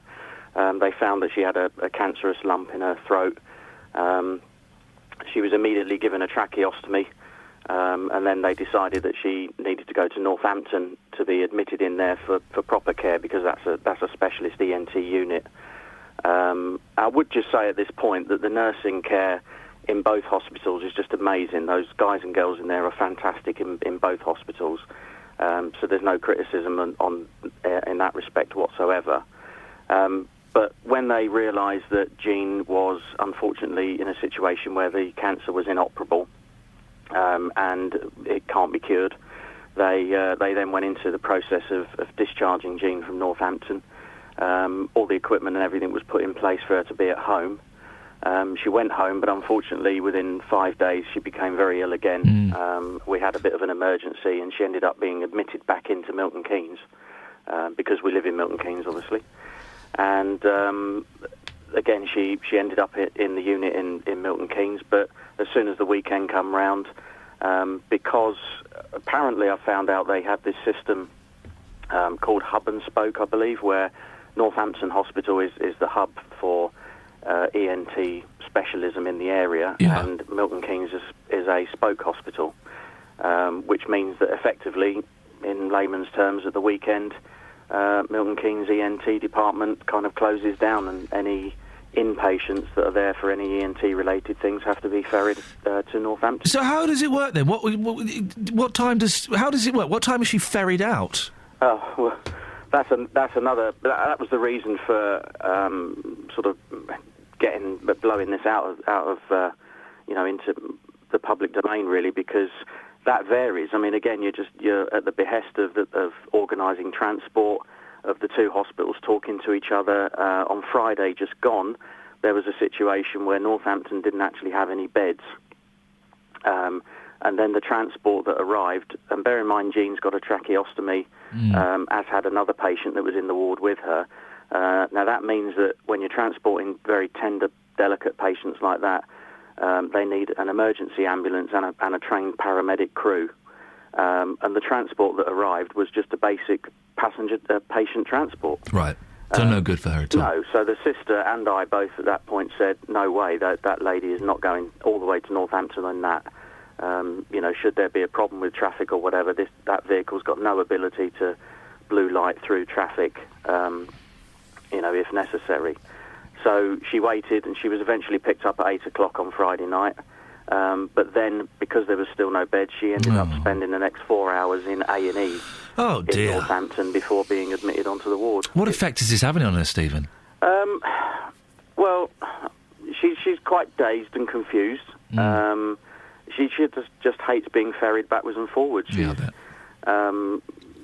She's at a time where she should be settled and, enjoying the time she's got with the family around her.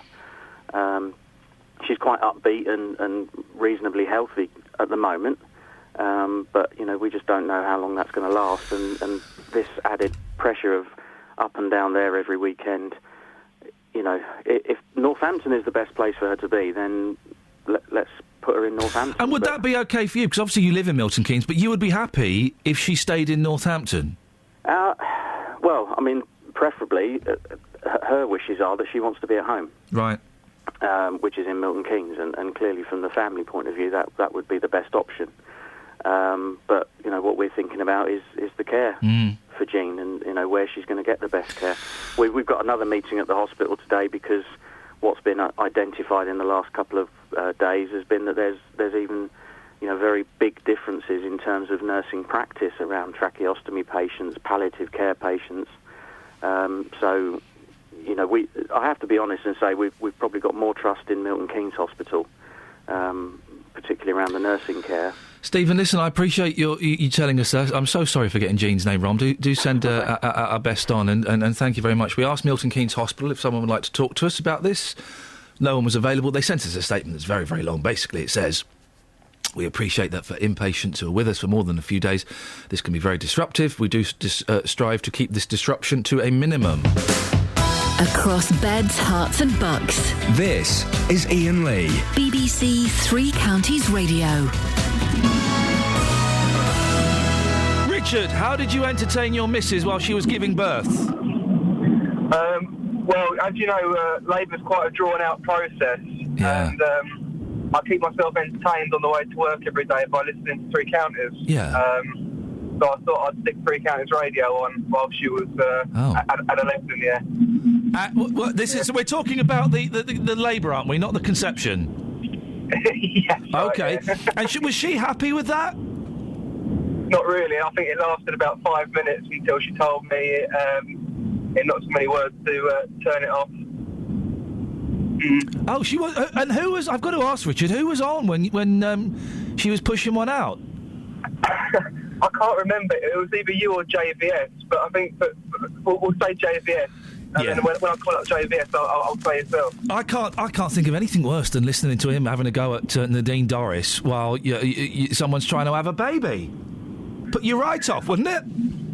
I think it was JVS, to be honest, because I think she mentioned the fact that he had a really annoying voice. Oh, right, Richard, thank you. His voice is a wonderful voice.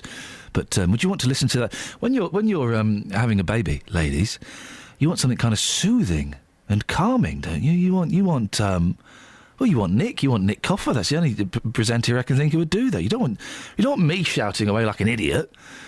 You don't want JVS being all stern and having a go at companies and Nadine Dorries, do you? You don't want that.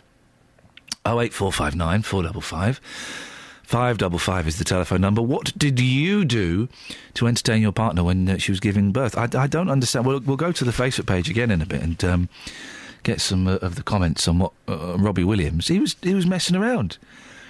He was being a bit of an idiot. But that's surely, if you marry Robbie Williams, that's what you expect, isn't it? We're also asking, who have you seen on a boat? Political reporter Paul Scoins is joining in on Twitter. I saw Mike Gatting on a log flume once. Sorry? Who? Mike Gatting. Who? Mike Gatting. Who? Mike Gatting. Who's that? It was Mike Gatting. What does he do? He did cricket. Oh. Yeah, I know. Travel news for beds, cards and bugs. BBC Three Counties Radio. Looking rather slow at the moment on the A1 heading southbound between the Great North Road and the Black Cat roundabout on the speed sensors this morning. The M1's looking heavy heading southbound between junction 10 at Luton Airport Spur Road and junction 9 at Redbourne. In Kings Langley, it's looking very heavy at the moment on the sensors on the A41 heading southbound just around junction 20 for the M25. So far, taking a look at the A10, that's queuing heading southbound between the Great Cambridge Road and junction 25 for Enfield. And so far, taking a look at the M25 heading anti-clockwise, that's queuing between 18 at Chorleywood and junction 16 for the M40. Possible delays at the moment on London Midland in and out of London Euston. This is all due to a signal failure. Nicola Richards, BBC Three Counties Radio. Thank you, Nicola. So, can you name any bands that were consistently good in the 60s that weren't the Beatles and the Beach Boys? You can't... Oh, and the Beatles, they only recorded 3 bad songs. But what were the songs? Local and vocal across beds, hearts and bucks. This is BBC Three Counties Radio.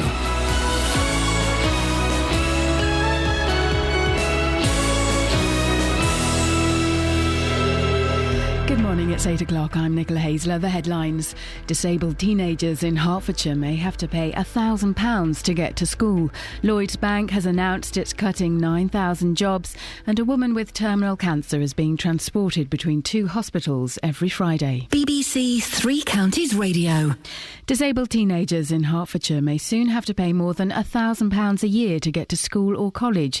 The new transport policy comes into force next September, and the County Council is hoping that it will save up to £500,000 a year. The plan will see disabled teenagers charged to ride their school bus if their chosen school isn't the nearest one to them. Georgie lives in Royston and attended sixth form college 15 miles from home. I'm going to have my disability living allowance taken away. I'm not able to drive, so I can't be independent in that sense anyway, and I'm going to keep having to pay whatever prices on trains, on anything like that goes up and up and up. I'm going to still have to pay it without the support of disability living allowance. Lloyds Banking Group has confirmed that it's cutting 9,000 jobs over the next 3 years and shutting 150 branches.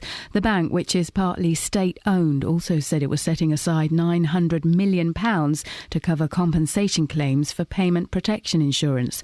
Our business editor, Kamal Ahmed, said the moves reflect the changing face of banking. Branches were built for an era before the internet. There are a lot of counter staff where they may not need them any longer. They want to have different types of skills in their business. But of course, this is always a shock to any organisation which employs 85,000 people in the UK. 9,000 jobs going over the next 3 years is clearly going to be difficult for those staff that are losing their jobs. But it is all about the changing high street and the changing way that banks have to operate.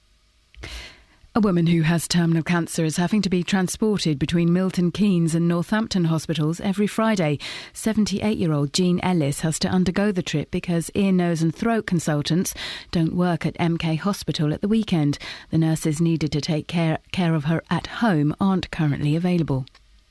The charity Mind has accused local authorities in England of spending close to nothing on preventing mental health problems. The organisation has obtained figures under the Freedom of Information Act, as its senior policy officer Helen Undy explained. 1 in 4 of us will experience a mental health problem in any year, and we know that costs the economy over £105 billion. So to spend less than 1.4% of the budget that's allocated for preventing health problems on mental health is completely unacceptable. A British man who rescued more than 600 Jewish children from the Nazis will receive the Czech Republic's highest state honour today. Sir Nicholas Winton arranged for children to be taken by train from occupied Czechoslovakia to foster families in London. The Met Office says it's on the verge of a step change in predicting Britain's weather. One of the world's most powerful supercomputers is to be installed at its headquarters in Exeter at a cost of £97 million. And the weather today will be dry with sunny spells, feeling unseasonably mild with some warm sunshine this afternoon. A maximum temperature of 19 degrees Celsius, 66 degrees Fahrenheit. More news in half an hour. Today on BBC Three Counties Radio. From 9. The JVS Show. With the big phone in, the hottest topic of the day and your consumer problems. From 12. Nick Coffer. And I'll be opening the doors to our doctor's surgeries. GP Dr. Kenton Batt is here to answer all of your health questions. From 3. Roberto Perroni. I'm here with a roundup of the day's news, the latest travel and your stories. From 7. Three Counties Sport. With live commentary from the 4th round of the League Cup as MK Dons host Sheffield United. Today on BBC Three Counties Radio. Yes. There's only another hour of this nonsense left. Then it's back to the cough medicine. Morning, Iain Lee, BBC Three Counties Radio. Busy show this morning, so Herts County Council will be asking disabled teenagers to pay to get to their schools. Is that fair? They're also asking, who have you seen on a boat? What have you seen from a boat and your boat stories? How did you entertain your partner? I hate that word. When they were giving birth. But the thing that's really caught your imagination is this very simple, factual statement. Most of the bands in the 60s were rubbish. There were only 3 consistent 60s bands. And I'm cheating slightly. The Beatles, The Beach Boys, and Motown. I know it's not a band. And as a little side game, the Beatles only did 3 rubbish songs. What were they? 08459 455 555. Across beds, hearts and bucks. This is BBC Three Counties Radio. Back to the boating theme, and Tom in Milton Keynes. Good morning, Tom. Hello. What have you got for us, boss? Well, now, just I sent a text in. I said I once seen Harry H. Corbett, and Ronnie Barker and Eric Sykes on the canal, the Grand Union. Did you really? Yeah. When was that? That must have been, what, I'm going to say 68. Well, down at Marsworth, they were making a film. What film were they all in together? I can't think. The Bargee. Oh, I don't know that one. No. So they were. It's quite a good film. Is it good? Because some of those old films. Wasn't bad. Yeah. Did you speak to them at all? No. I was just watching them film. So go on. Who was there? Eric Sykes and who? Eric Sykes, Ronnie Barker, and Harry H. Corbett. Oh, I miss Harry. And they used to play Steptoe. Yeah, I miss Harry H. Corbett. Yeah. He was good, wasn't he? Yeah, he was. He was good. Just watching them film. Tom, you a fan of 60s music? Well, yeah, I suppose so, in a sort of a way. Well, hang on. This is very mysterious. In a sort of a way. What does that mean? Well, I liked more or less the rock and roll era. Yeah. Which was just before the 60s. Tom, thank you very much indeed. 08459 455 555. Now, from next September, disabled teenagers aged between 16 to 18 years old living in Hertfordshire will have to pay more than £1,000 a year to get to school. Herts County Council is hoping the scheme will save up to £500,000 a year. But at what cost? Well, Paul Bishop is from HAD, Hertfordshire Action on Disability. Morning, Paul. Morning. 60s bands. Can I just of course you can. go back to that? What about the Kinks? What about the Who? They were. No, listen. The Kinks and the Who were excellent, but they were Loving Spoonful. They weren't very consistent, though. Oh, I don't know. I think sort of if you had Pete Townsend on and now, or Ray Davies, it'd be. Oh well, yeah. Mick Jagger as well. Ray Davies would stick up for himself, but because he's got the ego the size of Yorkshire. The Kinks did some brilliant stuff, but they also did a lot of rubbish as well. I don't know. I don't know. In the 70s, they did the Muswell Hillbillies sort of. No, that is a good. The LP, didn't that's they? a great record. Fairly recently, and is really good. Anyway, that's not what we're here to talk about, Paul. But what do you make about these new transport plans from Herts County Council? Well, I'm a little bit confused. I just wondered when this policy. I don't know anything about it. I didn't know anything about it until one of your people phoned me yesterday. Oh. And also nobody at HAD knows about it. I don't know when it was released. You would have thought that they would have told you about this. Well, especially as we'd like to have been consulted anyway, especially because the Charities Transport Service has several contracts with HCC, and at least one of the contracts involves taking children. One of them does impaired hearing to Welwyn Garden City's Knightsfield School. So next year, some of these children will be 16, and they're possibly subject to this charge. The plan is, if it's between 5 and 10 miles to the school that they have chosen to go to, then they could pay up to 20%, which works out £1,173. They could. If there are, it will be means tested, but I think you have to have pretty low means to pass. Well, why do some disabled children and youngsters have to go to school so far away, Paul? Well, I think that the facilities are for able-bodied children. I think it's simply that for a special school and one that is desirable, obviously, for the parents, it's going to be slightly further away. Going back to the policy itself, I found it quite complicated looking at it. It's difficult to understand even for a parent. So certain parts of it are worrying as well. They mention about when an individual assessment is being considered. For instance, where will the assessment be carried out, and who's going to do it? Herts County Council are going to do it. That's what we were told earlier on today. Oh, right. So did you actually have you talked to them, and have they sort of explained how it all works? Well, it's very difficult to understand from the paper on that you can find if you search quite quite hard on their website, you can actually find it. But we spoke to Chris Hayward, the Hertfordshire County Council Cabinet Member for Education. Quoted in it, Yeah. Does it sound fair? I mean, let me just put forward the contrary argument, Paul, that we are constantly hearing that disabled people want to be treated equally. You know, that we're all equal. Well, in that case, shouldn't they have to pay something? Well, I think I agree.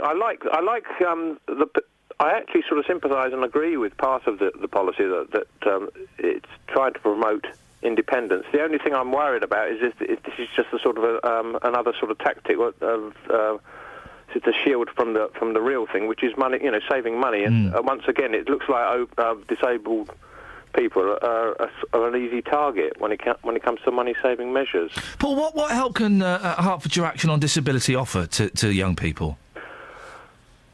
To the young people, well, I mean, they've got the transport service there that obviously sort of is highly regarded by Herts County Council. It's obviously we've got several contracts with them, so that the transport service is the only 24-hour,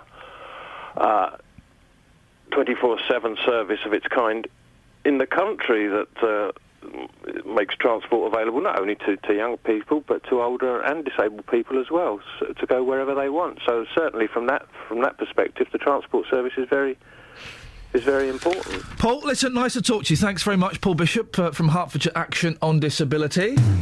Call 08459 455 555. BBC Three Counties Radio. Oh, hang on, we've got a caller. I was about to talk about the jogger that ran into David. He's not even dressed up like a jogger. I've never seen a jogger with dreads before. Maff in Hampstead, you ever seen a jogger with dreads? No. It looks ridiculous. We'll talk about him in a second. Maff, turn the radio off, fella. Kelly caught me out. Yeah, that happens from time to time, doesn't it? What you got for us? Your Beatles songs. Oh, yeah, there are only 3 rubbish Beatles songs. What are they? Let It Be. Hey Jude. And Love Me Do. Oh, Maff! No, you misunderstood me. I asked for the 3 worst Beatles songs, not 3 of the best. No, I think you'll find that they're 3. If anybody else had ever recorded them and never been played on the radio. No, Let It Be. Let It Be is one of 2 Beatles songs I can play on the piano, so I cannot include... No, you're wrong. Those are cracking songs. How long have you had that piano, Ian? About 3 months now. Oh, well, there we go then. Best songwriters ever, were they? What's your beef, Maff? I'm feeling beef. You got beef? No, but you can pick and choose which songs you like.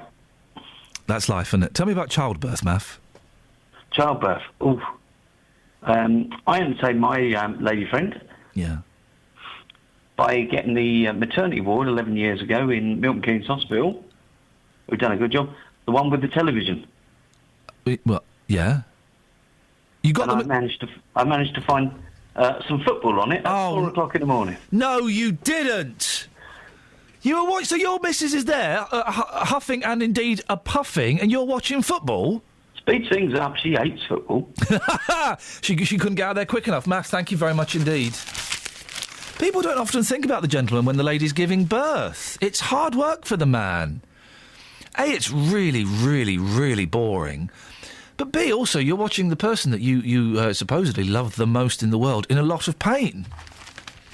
That's quite tough, isn't it? That's a tough thing to go through. Why are all of the idiots, excuse me, why are all of the people from Strictly Come Dancing wearing school uniforms? Strictly stars turn to old school glamour. I've got no idea. Strictly celebrities swapped sequins for school uniform as they received their half-term reports. Oh, I see. The celebrities wore blazers to pose for a school-style photo while Judge Craig Revel Horwood... What is it with horrible, bitchy, middle-aged men these days? I was listening to one on another radio station. Oh, awful. Absolutely awful. Where does all this vileness come from?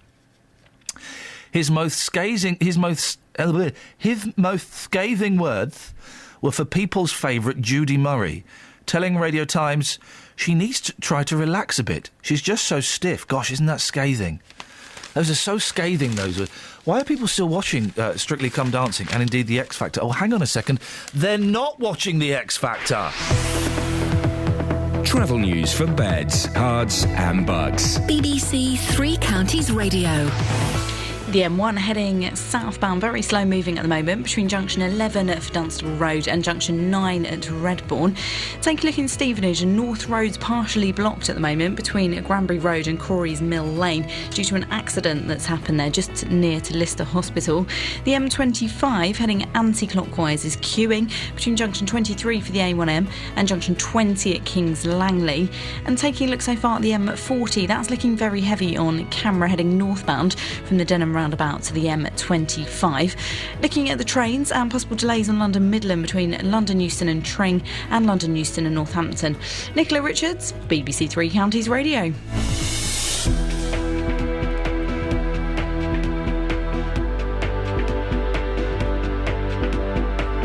Thank you, Nicola. It's 8:16. It's Tuesday, the 28th of October. I'm Iain Lee. These are your headlines on BBC Three Counties Radio. Disabled teenagers in Hertfordshire may have to pay over £1,000 to get to school. Lloyds Bank has confirmed it's cutting 9,000 jobs over the next 3 years.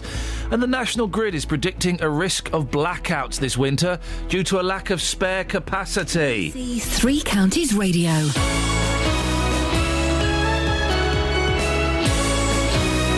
I mean, there's never any rush. You take your time, sit down, relax. Sorry. That's okay, you're right. I was just chatting to Kelly. Don't. She looks lovely today. She's in magenta. Yeah, don't talk to her. Don't talk to the staff. Why not? Because you and I, we operate on a different level to those guys. Oh, I see. We are the talent. We're the stars. We're the raison d'etre that people listen to this show. I heard that very rude man earlier. Which one? Talking about his wife giving birth whilst listening to me and my annoying voice. Very rude, wasn't it? It was. I think I did a good cover up at the end of that, didn't I? I kind of stood up for you a bit. Did you? Yes, I did. Right. I said that your voice was not annoying. I said that I was annoying. Right. I said that you were stern. And that perhaps listening to you giving Nadine Dorris a right royal rollicking was perhaps not the best thing to listen to when having a baby. I suggest all women in labour go and listen to Nick Coffer. Very soothing. He is, and earnest. He's earnest. Something you and I can never be. I'm not earnest. Recipes. Oh, when this baby's out, we'll have a nice flan. You know, it's just... that's what you want to think about, isn't it? Yes. Oh, I could do with a nice sweet corn soup. Yeah. I've never been asked, with my funny voice, I've never been asked to do any kind of, meditation. No. Or relaxing tapes. No. I don't think my voice would work very well for that. I'm wondering how far I can take this conversation without offending you. Try. It's quite nasal, isn't it? Nasal. That was too far. Oh. Well, it's a bit rude, isn't it? Well, OK, I just thought, Peter, that I could go that far. Hello? Hello? Oh, blimey, that's not slow. You were supposed to be my get-out there, Peter. I am indeed. What? Yes, we'll get on to what Peter's got a nice voice. You think so? Absolutely. Peter, why don't you say some nice things to Jonathan? He's had a bit of a bashing this morning. Go on, make him feel good. The man said I'd got a funny voice or something. I don't think so, actually. Oh, thanks. I think it's quite a gentle voice. Oh, do you? Whether that's the complete person, I don't know, but you've got a gentle voice, actually. No, genuinely, this is how I speak. That may surprise some people. Mind you, it needs all sorts to make a world, really.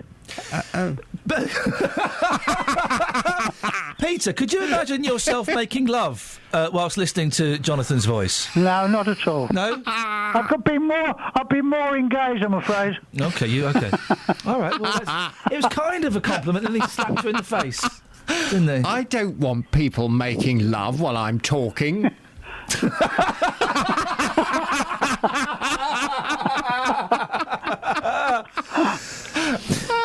What's on your show this morning? Coming up on... I'm so sorry. Yes. Is Peter going to stay there? Peter, you're going to stay. Are you going to be quiet? Well, actually, I'll be quiet. Peter will like this. Peter, you can have an impromptu call already for the big phone-in. Yeah.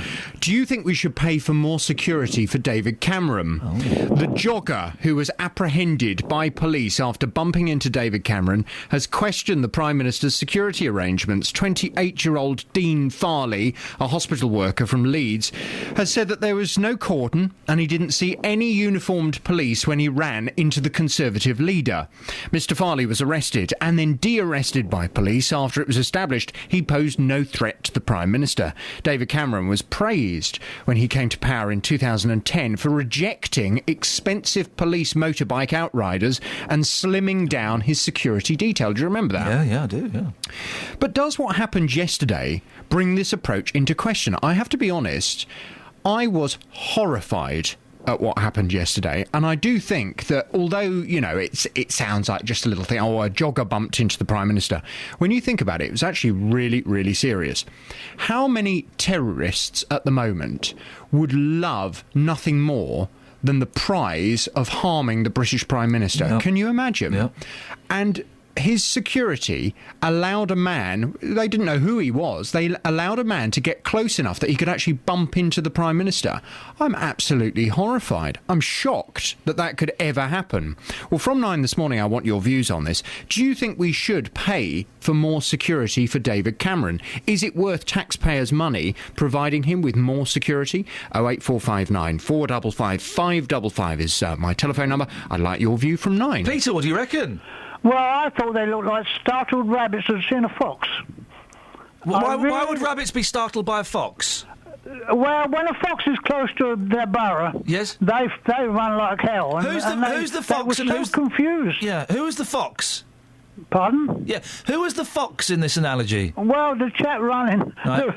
the runner actually. And who was the rabbit? Well, it got to be the security people. So what's David Cameron then? In all different directions. But what's David Cameron, the farmer? Pardon? Thank you very much indeed. Tonight is going to be an historical night in Milton Keynes. Still going to Foamy, and Foamy is in here, and scores!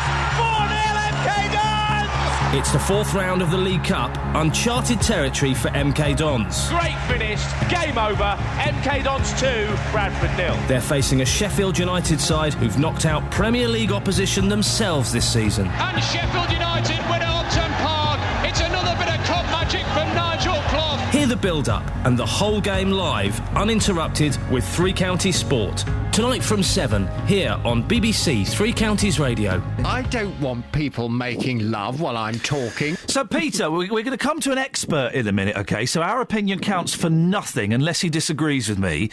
But I am saying that there are only 3 consistently good bands in the 60s. The Beatles, the Beach Boys, and Motown. I know it's not a band, I'm cheating slightly. The rest, they were all right, but they were a bit rubbish. Well, there's bands now making a comeback that weren't there in the first place. Sorry? There's bands making a comeback who weren't really there in the first place. How on earth does that work? Well, it works because there was very few. They had very few fans, some of them, and now they're making a comeback, and it mind boggles really. Oh well, like what? Like what? Like which bands? No, I won't quote their names because I don't. What, are you scared? I don't want to upset people. Are you scared that the Merseybeats are going to come round to Walmer Green and beat you up? No, not at all. The Searchers? Hitler tried to do it and he couldn't do it. Exactly. Well, Hitler was certainly tougher than the Merseybeats. Well, we're joined by a professional, unless he disagrees with me, in which case his title will be removed from him. It's music journalist Jonathan Wingate. Good morning, Jonathan. Good morning, Ian. Have you taken leave of your senses? No, I've just got my senses. I've woken up and I've seen the light, Jonathan. Most 60s bands were rubbish. Okay. There were some that had a few really, really good songs, but there are only a handful that were consistently brilliant. Can you see my Roger Moore raised eyebrow? I can feel it coming down the line. I thought you'd have got this as well, Jonathan. No. Go on. Okay. Do you want a list or do you want a grown-up discussion? Let's go. Well, okay. Let's have a couple, and I'll destroy you. Okay. Jimi Hendrix Experience. Let's not include him because Jimi Hendrix could not even play the guitar. Are we talking about? By the way, that's a fair point. Of course. Thank you. Of course, you're right. The greatest guitarist of all time couldn't play the guitar. Oh, it was awful, Jonathan. Sorry. What a racket! I mean, he stole Pete Townshend's act of smashing up the guitar. Well, that's clever. Yeah, he set it on fire, actually. But, okay, let's go with the Doors, the Rolling Stones, the band, the Velvet Underground, Creedence Clearwater Revival, Pink Floyd, The Who, Love, The Zombies, Simon and Garfunkel, The Animals, Sly and the Family Stone, Cream. Can I stop you? Yeah, not really. Some of those are 70s. No, the band were 70s. The band started in the 60s. They were called the Hawks. Dylan. Yeah, they were the Hawks. But I'll give you Simon and Garfunkel. They were consistent. Yeah. The Who. I love The Who. Really inconsistent singles. Legal Matter? What's that all about? Oh, yeah, but it's consistency, Jonathan! But consistency... Yeah, I know what you mean. And also, you mentioned Love, one of my favourite bands. I had the pleasure... album, you're going to say. No.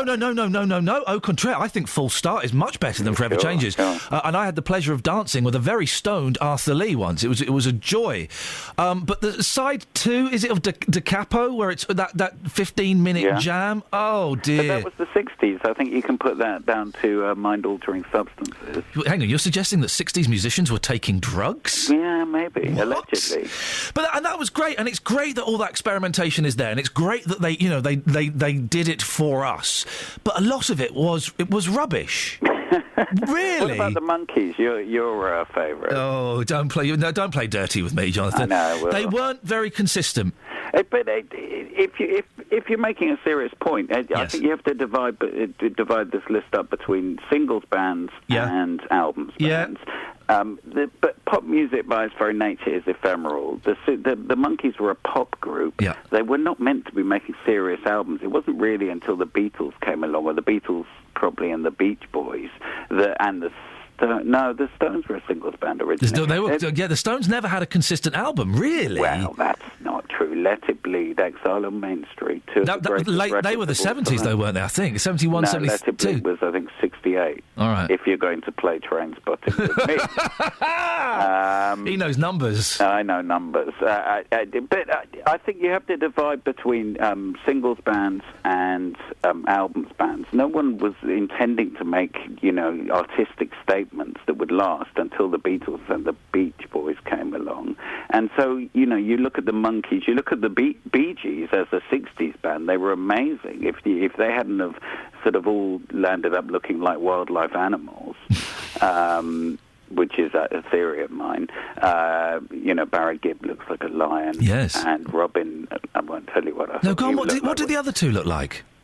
Well, I can't remember what Morris looked like because I never met him, but Robin Gibb definitely reminded me of some sort of lizard or something. Did you get to meet the Bee Gees? I did. What were they like? Because they can be quite tricky, of course. The famous Clive Anderson bit where they stormed off. Yeah, no, they were charming because I charmed them. But that's the interviewer's trick, isn't it? Yeah, I had a very similar interview with Ray Davies. You are not allowed to mention the Kinks. Okay. That's a good one for the interview, isn't it? Well, yeah, exactly. And it was going really badly. And then at the time, I lived in Muswell Hill, and I mentioned a street in Muswell Hill. Boom! He was suddenly completely on my side as we were talking about a curry house that we both used to go to, and then I could ask him anything. Well, that's a separate conversation that we should be having. How to interview rock stars who only want to talk about their latest project. Oh, we've got to do that one day. I tell you a funny. Do you want to hear a funny story? Yeah, I do actually. Topic? Yeah. I once had the pleasure of interviewing Hugh Cornwell from the Stranglers. Wow. And my opening gambit was, he said, "What do you think of my new album?" Which, of course, I really had barely listened to because it wasn't the Stranglers. And I said, "Well, of course, it's the best thing you've ever done, Hugh." And he said, "What, including the Stranglers?" And I just had to give it the Roger Moore raised eyebrow and say, no. And how did he take that? Because some of those rock stars, they've got... Well, obviously, they have ridiculous egos. Did he take it with humour, or was he upset? The technical word in journalistic circles is no. Who's been the grumpiest you've interviewed? Lou Reed. Really? There are blogs about my Lou Reed interview. Oh, but why? What happened? Well, I interviewed him twice. At one point, it was on the phone. He was in New York. He sounded like he was calling from underwater behind a battleship wall. Yeah. I could hardly hear him, and I was just about to say, "Lou, could you speak up a bit?" And then I remembered a friend of mine, of course, us music journalists are only friends with music journalists, and a friend of mine had the misfortune of interviewing him a couple of years before, and he said, "Oh, Lou, I can hardly hear you. Could you speak up?" And he went, "You're something problem, not mine." Wow. So I didn't actually ask him to speak up a bit. And then at the end of the interview, they said, there's always a manager or some lackey. Yeah. It talk about the talent you were talking about before. There's always someone or other listening in, and with these kind of characters. And at the end of the conversation, they said, "Okay, Jonathan, one more question." And I said, "Well, can we have a few more minutes?" Because we'd had this whole fight about the fact that he only did 20-minute interviews. So just at the last minute, I said, "Well, I'm not interviewing Lou Reed for 20 minutes, but it's a ridiculous idea." So in the end, they gave me 45 minutes or something. And I said to him, "Come on, give me give me a few more minutes." And he goes, "I can't do that. I've got to be someplace." And I said, "Where have you got?" By this point, you don't know where this is going in. Yeah. By this point, I was not in a great mood, and I thought, I'm not going to be bullied by Lou Reed of the Velvet Underground, that insignificant 60s band, down to your theory. Yes. One of my favourite bands of all time. And I said, "Where have you got to be that's so important?" And he said, Can we use... I know we can't use... Can we use... anatomical, is that the right word? Can we use words that describe... Probably not. The fact that you're questioning it... have something removed. Oh. And then he laughed his head off. Oh, blimey. Something being something that he keeps in his underpants. His winkle? Yes. Okay, well, blimey. And so that was the end of our interview. And the funny thing was, at the end of the thing, I said to the manager, I said, "Well, I'm sorry, I seem to really annoy him. I wanted that to go better. He's one of my heroes." And he goes, and the manager said, "He absolutely loved it. Could you come and meet him in his dressing room at the Albert Hall? He wants to hang out with you." Fantastic. So the idea of sitting discussing, this is, of course, is post-drink, post-drugs, for him, obviously, not me. And so the idea of sitting discussing Tai Chi and green tea with him didn't appeal, and so You didn't go? I didn't go. Jonathan, you've got 20 seconds because we're already late. What are you working on now? Where can people come and put dollars in your pocket? BBC Radio 5 Live, the virtual jukebox, up all night. Excellent stuff. It's nice to talk to you, Jonathan. We'll get you on again soon. I love chatting to you. I love chatting to you, apart from your terrible theories. Oh, get out of town. You're talking nonsense, man. Talking nonsense. Travel news for beds, cards and bugs. BBC Three Counties Radio.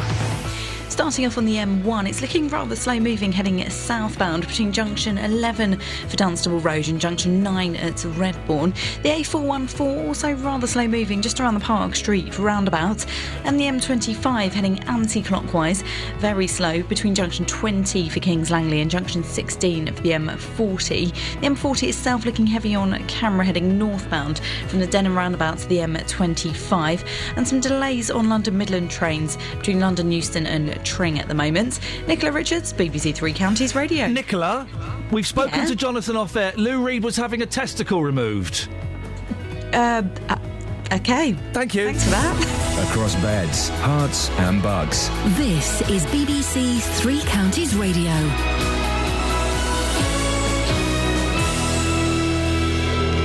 It's just gone 8:30 with the headlines. I'm Nicola Hazeler. Disabled teenagers in Hertfordshire may soon have to pay more than £1,000 a year to get to school or college.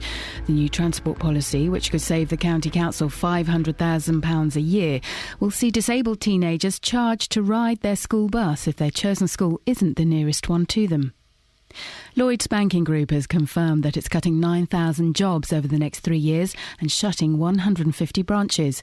The bank, which is partly state-owned, also said it was setting aside £900 million to cover compensation claims for payment protection insurance. A woman who has terminal cancer is having to be transported between Milton Keynes and Northampton hospitals every Friday. Jean Ellis has to undergo the trip because ear, nose and throat consultants don't work at MK Hospital at the weekend. National Grid is expected to confirm this morning that the risk of blackouts this winter has increased significantly from last year. The operator of the National Power Network will say that the spare capacity has fallen to a 7-year low. And the Met Office is bringing in one of the world's most powerful supercomputers to improve its weather forecasts. Officials say it will improve accuracy and provide updates every hour. Three Counties Sports. BBC Three Counties Radio. In the Premier League, Charlie Austin scored twice as Queen's Park Rangers beat Aston Villa 2-0 at Loftus Road. The win sees Rangers move off the bottom of the table and up to 19th.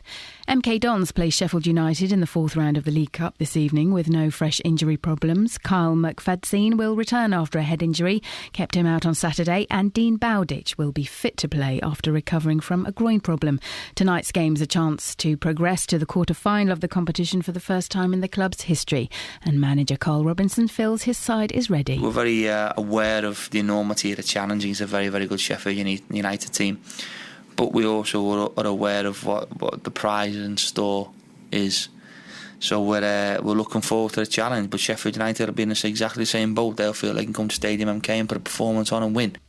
Real Madrid's Gareth Bale is the only player from the home nations on the 23-man list for this year's World Footballer of the Year award. Jose Mourinho, Manuel Pellegrini and Louis van Gaal are on the shortlist for Coach of the Year. In Rugby League's Four Nations, England have named an unchanged side to play Australia in Melbourne on Sunday. England beat Samoa in the tournament's opening match in Brisbane. The Sports Minister, Helen Grant, believes sports needs to engage in the battle for gender balance and fairness after a BBC study into prize money found that 30% of sports reward men more highly than women. However, Grant acknowledges that changes won't happen straight away. There is a gap. It needs to be closed, but it's not going to happen overnight. But we do know that women's sport is very exciting. We know it can draw really big audiences, but we need more media coverage and more commercial investment. And that's your news and sport. More at 9 o'clock. Across beds, hearts and bucks. This is Iain Lee. BBC Three Counties Radio. Biggleswade, stay there. I just want to have a quick recap of what we're talking about. How did you entertain your lady friend as she was giving birth to a child? And we'll speak to Dealey about that in a second. Most 60s bands were rubbish, very inconsistent. And also, Dealey, I've been trying to get people to name the 3 rubbish Beatles songs. Ooh, were there 3? Yes, there were 3. Blackbird? Why are you doing that? Come on, why not? Because it's a great song. Go on. Octopus's Garden. No, mate. You try writing a nursery rhyme. I won't allow that, and I won't allow Yellow Submarine. Yeah, Yellow Submarine. No, rubbish. Absolute rubbish. No, mate. It's not. It's not. You try writing a song. I don't want to. You try writing a song. I don't want to. You try writing a song that 50 years later, kids are still laughing at. Yeah, exactly. No, my boys love it. My niece and nephew loved it. You try writing a nursery rhyme. You can't do it. It's dreadful. It is dreadful. Come on. It's a nursery. I bet you think that row, row, row your boat's rubbish as well, don't you? Yeah, I do. Well, because you're not a 4-year-old child. They could write songs for elderly people, for young hipsters like me, and for children. Okay. It's brilliant. Yellow Submarine is brilliant. Brilliant. No, not at all. I'll tell you the 3 rubbish songs. Go on. Right, you ready? Yeah. Maxwell Silverhammer. Probably go along with that one, yep. Oh bloody, oh blada, life goes on. They haven't got. How dare you? They haven't got Mike Reid for doing a Caribbean voice. Go and listen to Oh bloody, oh blada. Hang on a second. When I was in school, they taught me that song in music lessons. Right. So again, it goes out to a younger generation. So, your original point. So Mike Reid gets in trouble for going, "Win Farage is at number 10," right? But when Paul McCartney going, "Desmond does a barrel in the marketplace," he says has a barrow in the marketplace. Different times. And that's not racist. And there's also Blue Jay Way from Magical Mystery Tour. Awful. Okay. Awful. You know it. You should maybe add that up to 5, though. Yellow Submarine. No, mate. In there. Oh, you're such a plum. Octopus's Garden. Paul's in Biggleswade. Morning, Paul. Oh, good morning, Ian. You agree with me, don't you? No. What? Is by it? the way, on just a technical point. Yes, sir. I'm not in Biggleswade. I'm off Biggleswade. Okay, well, I literally couldn't care less. No. But so Paul's off Biggleswade. He'll be off this. You'll be Biggleswade. You'll be. Okay, all right. But are you in Biggleswade? No, I'm off Biggleswade. But where are you? Yeah, I'm in Upper Caldicot, which is part of Biggleswade. Well, wow, tense this. Really tense. So hang on a second. Yeah. If you're in Upper Caldicot, yeah, which is part of Biggleswade, yeah, you're in Biggleswade. Pwned, mate. I've totally pwned you. Yeah, all right then. Thank you very much indeed. What have you got? Yeah, I'd like to give you one. Cliff Richard. I beg your pardon? I'd like to give you one. Yeah, well, let's talk about that later on. You want to talk about music first? Cliff Richard and the Shadows. Rubbish. Yeah, I agree. I just thought I'd name some bands from the 50s. I thought that's what you wanted. What about Roy Orbison? Awful. Pretty woman walking down the street. What? You think that's awful? Yes, I do. Well, I think that's quite a good song, but most of his other songs are rubbish. The Candy-Coloured Clown. Never heard of that one. Exactly. What about... Who was that lot that did that song Telstar? Was that the Tremolos? Tornadoes. The Tornadoes. And it was the first American #1 by a British act. That's funny, Ian. Your voice just changed then. I know. Your voice completely changed. Yeah, it does sometimes. All right, that's all I got for you. So I'll see you sometime. All right, thanks, Paul. All right, cheers. Lovely to talk to you. Oh, it's changed the game. Yeah, it does. I'm getting confused now, really confused. Well, have a cup of tea. I think I'd better have a cup of tea and a lie down. Just said that. I would like to give you Have a lie songs. down. Yeah, all right, I will do. And a cup of tea. And a cup of tea, I will do. Not together, because you'll spill it. Okay. All right. Cheers. Bye, mate. See ya. Bye. I'm being swallowed by a boa constrictor. I'm being swallowed by a boa constrictor. I'm being swallowed by a boa constrictor. And I don't like it very much. Oh no, he swallowed my toe, he swallowed my toe. Oh gee, he's up to my knee, he's up to my knee. Oh fiddle, he's reached my middle, he's reached my middle. Oh heck, he's up to my neck, he's up to my neck. Oh dread, he's swallowed my... You probably think that's rubbish, Just. Got a beef for you this morning. What? Go on. You've been talking about 60s bands. Yes, sir. And name the ones which you thought were good again. Well, the consistent. Yes, go on. The Beatles. Yes. The Beach Boys. Yes. And I know I'm cheating. Motown. Yes. Very good. Yeah. But you failed to mention Jerry and the Pacemakers. We had that. They're rubbish, mate. I saw them live recently. They were recently? We're talking about the 60s. Not recently. We're talking about the 60s. Yeah, I saw them recently, mate. You know that. Yeah. And he was playing The Wind Beneath My Wings. If they were that good, surely he's got 90 minutes worth of material. But you bought the tickets. You talk about consistency.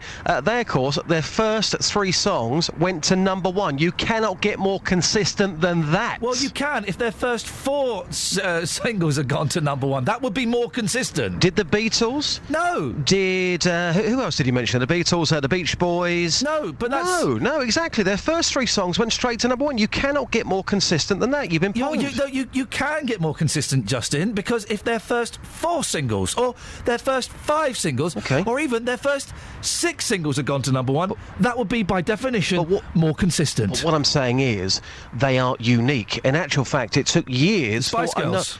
Spice Girls were the next one. No, they weren't. No, I'll tell you what. Here's a question. Jerry and the Pacemakers, their first 3 songs went straight to #1.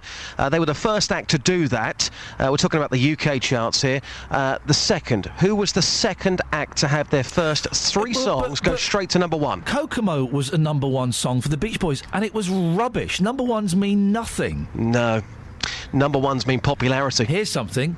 Who sold twice as many records as the Beatles and the Rolling Stones combined in 1967? That would probably be the drummer Clem Catini. An idiot. It was the Monkees, mate. Clem Catini's had more #1s than anybody else, and he's local. 1967. Mm-hmm. And he's not. He's a session musician, so that doesn't He's count. a legend, and he's local. Yeah, okay, and it's brilliant, but he's not had #1s. He's played on #1s. I've played number ones. They don't mean anything. The 1967, the Monkees sold twice as many records as the Beatles and the Rolling Stones together.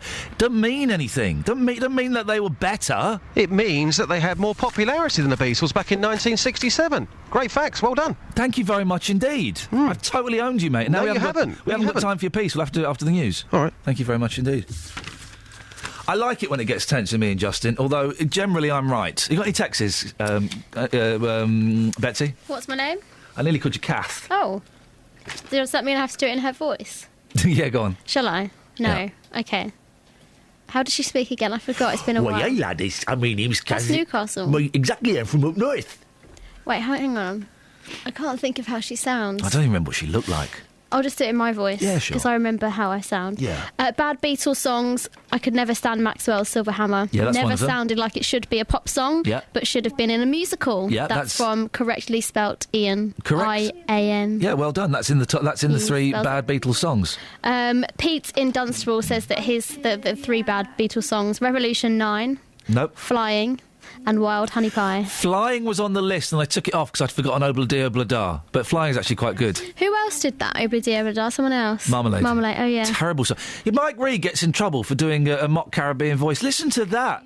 Desmond does it barrel in the market. He says the marketplace, for crying out loud. Travel news for beds, cards and bugs. BBC Three Counties Radio.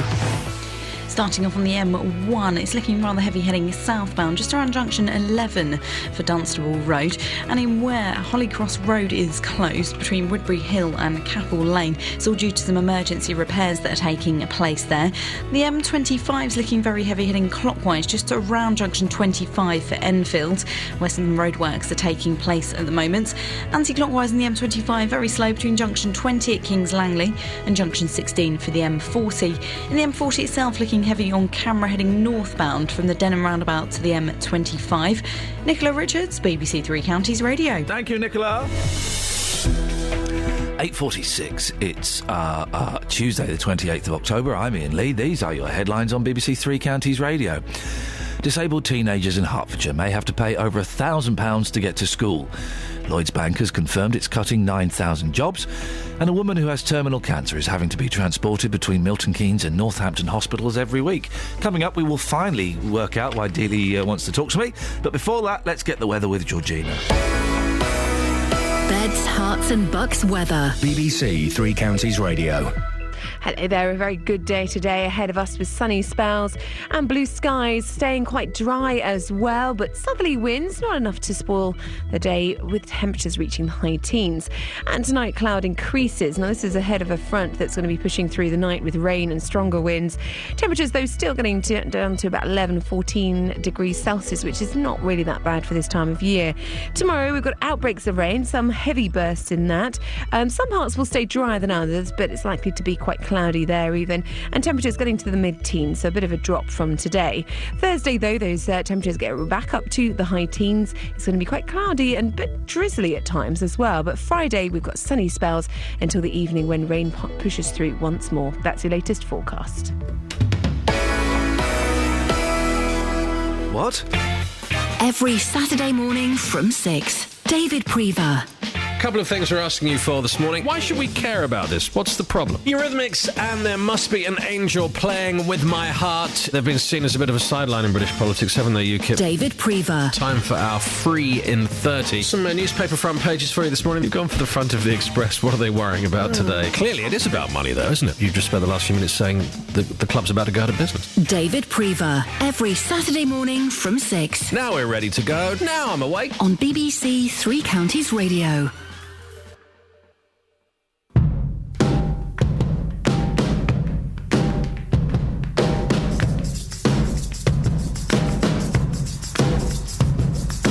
So, Justin, you said Paul McCartney doing the Caribbean voice. I actually feel quite strongly about this, right? Mike Reid, who gave me my first ever pork pie. That's true. That was only a few weeks ago, wasn't it? Yeah, that was about 2 or 3 months ago. Mike Reid gave me my first ever pork pie, so and I loved it. Wow, you love him. So I've got a soft spot for him. Yeah, right. Gets all this flack for doing. I mean, it's a silly song about. It's a bit of fun. It's a bit of harmless fun. Calypso's a great tradition. and he does a slightly Caribbean voice. Although, having heard it, it's not that Caribbean, right? Paul McCartney, Desmond does it barrel in the marketplace. How can you justify that? Well, as I said earlier on, different times. OK, I'll stop you there. OK, cool. This is Paul McCartney 2 weeks ago. You can do it right now, please. Ladies and gentlemen, I rest my case. Paul McCartney is a racist. Wow. Yeah, that's right, right. You can do it right now, please. Paul McCartney's a racist. He don't get any flack, yet Mike Reid does. You can do it right now, please. Boom shakalaka. It's probably because who he is, he can do what he wants. He can't be racist. Well, you're telling me he is racist, so he clearly can do what he wants. Well, he is. Listen. Yeah. You can do it right now, please. Now. Yeah, from cringe to cringe. Hang on, well, speaking of cringe to cringe, morning, Dave. Were you talking about me, pal? Oh, yeah, I'm talking about you, Cringe. Yeah, Cringe? Justin is co-hosting the last half hour of the show with me. Good. Well done, Justin. Come in now, mate. Yeah, thanks, Dave. Yeah, righto, Just. So what have you got for us, Dave? The Beatles. Here we go. Right. The body's favourite, you know what I mean? They were OK on a record, some of their records, but to see them live, useless. Absolutely useless. And that was in the 67, 68. You still there, Justin? You're talking nonsense, Dave. I tell you what. No, because I'm not. I'm not, mate. They weren't useless. Hang on, Dave. Hold on. But Justin, get the people of the 60s, 67 or 68. Can I just ask you? I'm going to come in here. Yeah. Tag team interviewing. Yeah. Yes. Dave?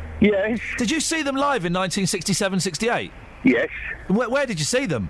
It was either the Majestic in Mill Street in Luton or the Ritz in Gordon Street. I can't remember which You're a liar. You're a liar.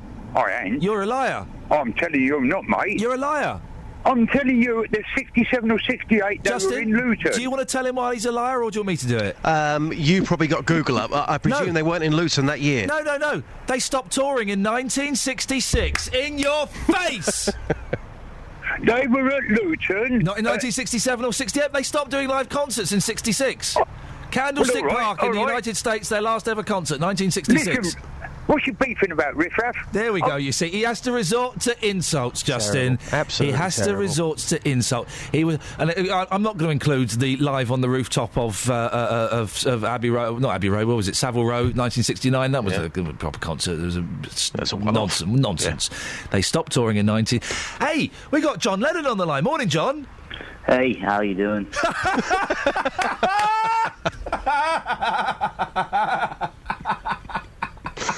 You're right there, fellas. Yeah, I'm really good, John. I'm genuinely surprised to hear from you. How you doing? Oh, not too bad, just calling you back from the other side. Yeah, all things considered, you've been dead for 34 years, and you sound pretty good. Now, John, listen... Imagine there's no heaven. Is there one? No. Oh, then where are you? I'm just floating around in purgatory, It serves you right. Now, John, listen. There are 3 rubbish Beatles songs, aren't there?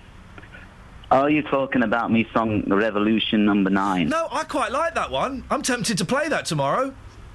Even I skipped forward that one on my CD player. No, you'll like these because they're primarily McCartney songs.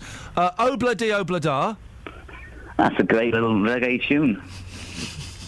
Paul did okay with that one, I thought. You sounded a bit Paul now, John. And a bit George. I'd take that as an insult. Now you just sound like a bloke. Also, Maxwell's Silver Hammer. That's a great tune, all about murder and stuff, bit risque. A bit risque. I can't remember what the last one was. The kids love that one, let me tell you. Yellow Submarine is dreadful. Come on, John. What were you thinking? Yellow Submarine, I wrote that for Ringo, just for his voice, and it sort of suits him. Yellow Submarine is a great song. We're not having that. It's rubbish, John. No, we're not having that. Blue Jay Way, the George Harrison song. Blue Jay Way. It's a bit dull, isn't it? Yeah. A bit dull. John, listen, before we let you go, it will be remiss of me not to have you sing a little snatch of a Beatles tune. Could you give us a bit? Do you know any Beatles songs, John? I'm not familiar with the band. I can do some great kinks if you like. Thank you very much indeed. Oh, no, maybe we should. Now, we're running out of time, Just. Yeah. Let's do this. Robbie Williams. Robbie Williams, he's been acting like a plum while his wife was giving birth to a baby. I think good on him. I think it's a little bit of fun. You weren't quite so convinced. No, I think it's wrong. Robbie Williams posting these strange videos singing Candy by his wife's bedside. I've been getting reaction to the videos, getting reaction from the men. How do they calm their partner's nerves? And vice versa. The streets have spoken this morning, Ian. Here's what happened. It's sorry, Justin, it's vice versa, not vice versa. Okay. Is that okay? Yeah, it's fine. Thank you.